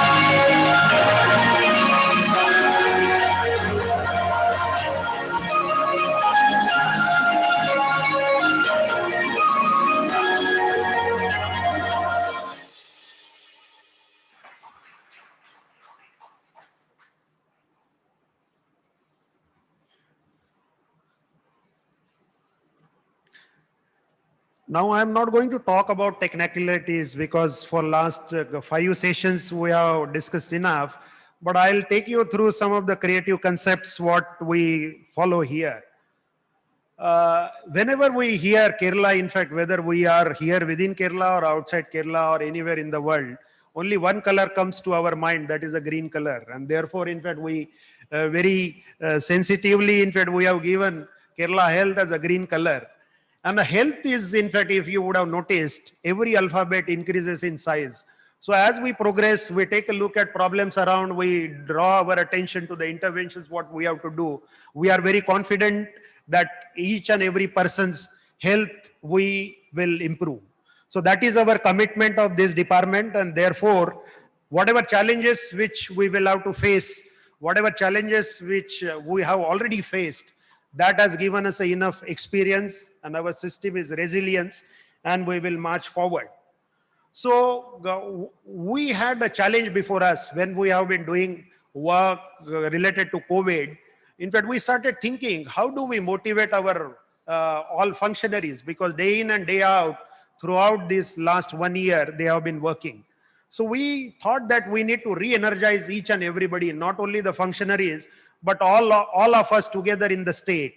And therefore, what we thought is, what we have been doing for last so many years, and more so during pandemic, let us, have a brainstorming session with everybody and understand and take a pride. In fact, there may be a gaps, there may be some kind of a shortcomings, but take a pride into the fact that whatever we are doing is based on a scientific rationale, and that rationale is taking us forward to face any kind of adversities.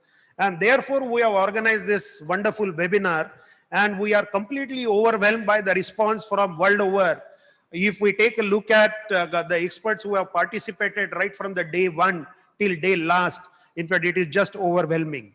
So our second thing is, what is the agenda for the next decade? And therefore, we have conducted this dialogue with all the experts. And today in the summary session, in fact, all the 3 speakers, in fact, our esteemed seniors, they have given us guidance that this dialogue will give us a lot of leads to organize and go forward. So there were 8 plenary sessions, featured plenary session 6, 11 conclave options, orations, panel discussion 6, and 74 eminent speakers. They have participated in this webinar from all across the various countries, and also national experts, and also my colleagues. Only one regret, we cannot give opportunity to each and everybody who has been tirelessly working to take things forward from the department and our line department. That is the only regret. But we are not going to stop here. We are going to institutionalize this mechanism, and a continuous dialogue will be there based on various themes. So I will go next, in fact, to my formal function of extending thanks. What we have been doing regarding this webinar, we have conceptualized in the month of September, October, but we were knowing that each one of us are having responsibilities. Therefore, we have done a small task, and each task have been entrusted to all the colleagues, and they have wonderfully executed those tasks. And as we are all part of the whole, when we see the big picture, we feel a sense of satisfaction. With that confidence, I am standing before all of you.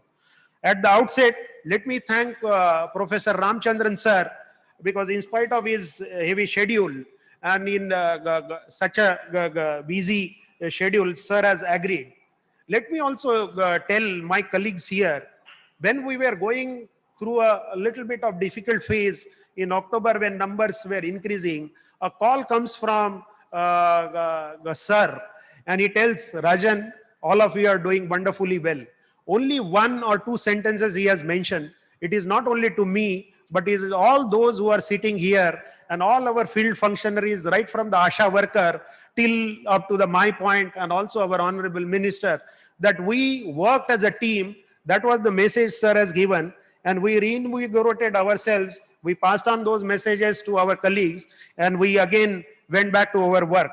So my sincere thanks to you, sir, for spending time with us. And despite, in fact, there is some delay in your session, in fact, you graciously, all of you waited for those minutes.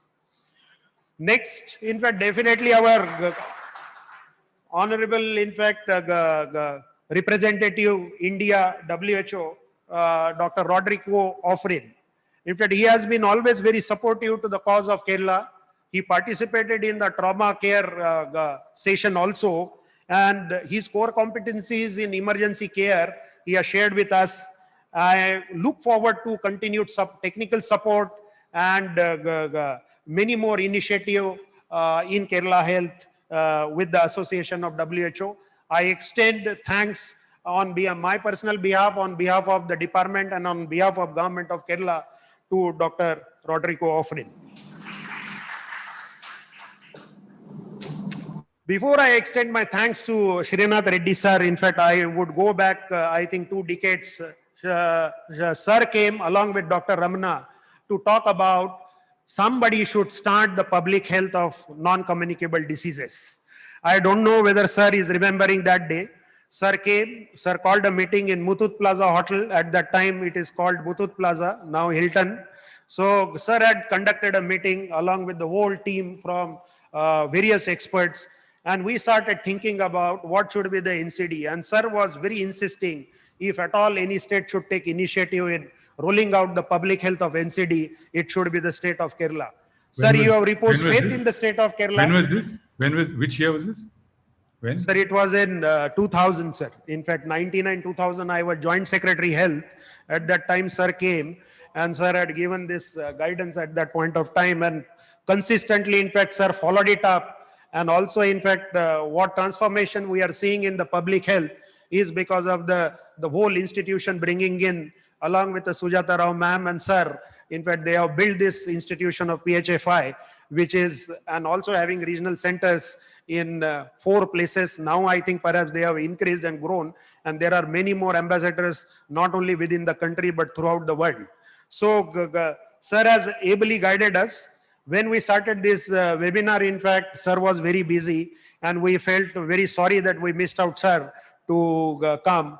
But when we said that, sir, there is another opportunity and we are very insisting that sir should be present, and sir graciously agreed. In fact, the moment I sent the email, within half an hour, sir had replied me back, Rajan, I will be there on this day.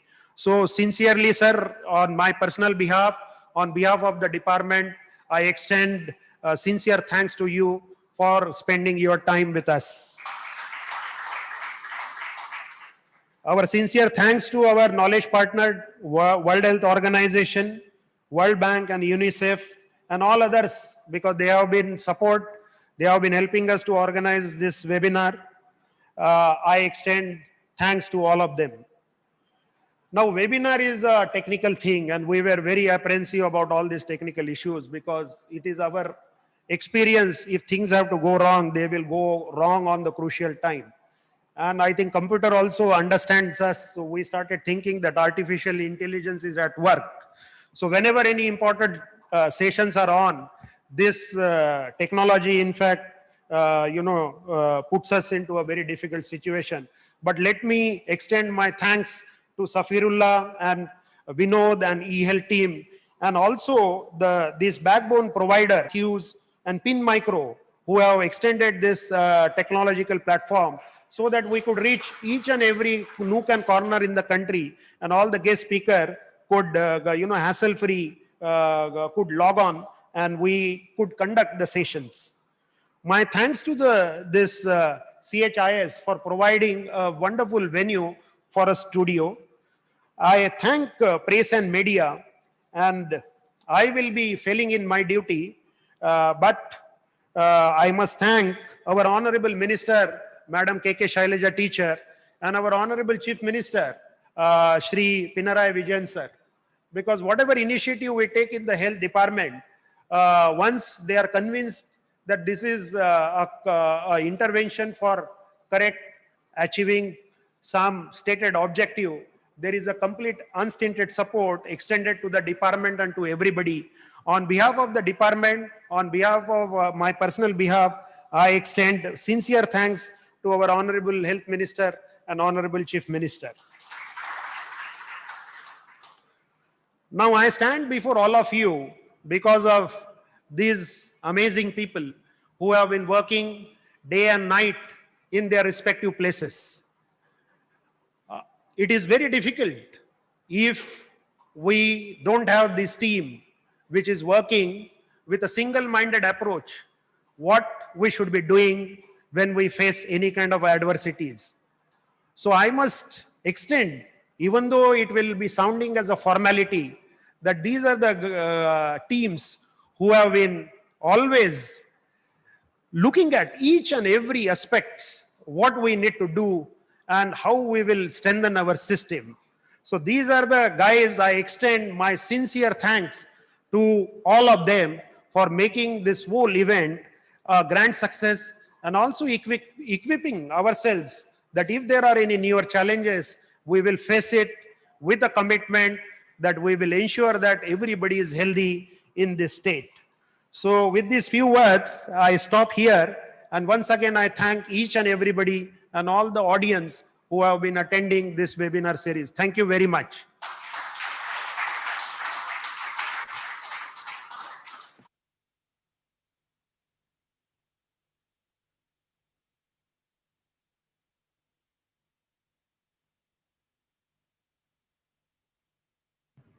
Srinath, we must talk sometime. Huh? We must meet sometime. We must meet sometime. You're muted, but let's meet sometime. Sometime when you have we must meet when you have the time sometime.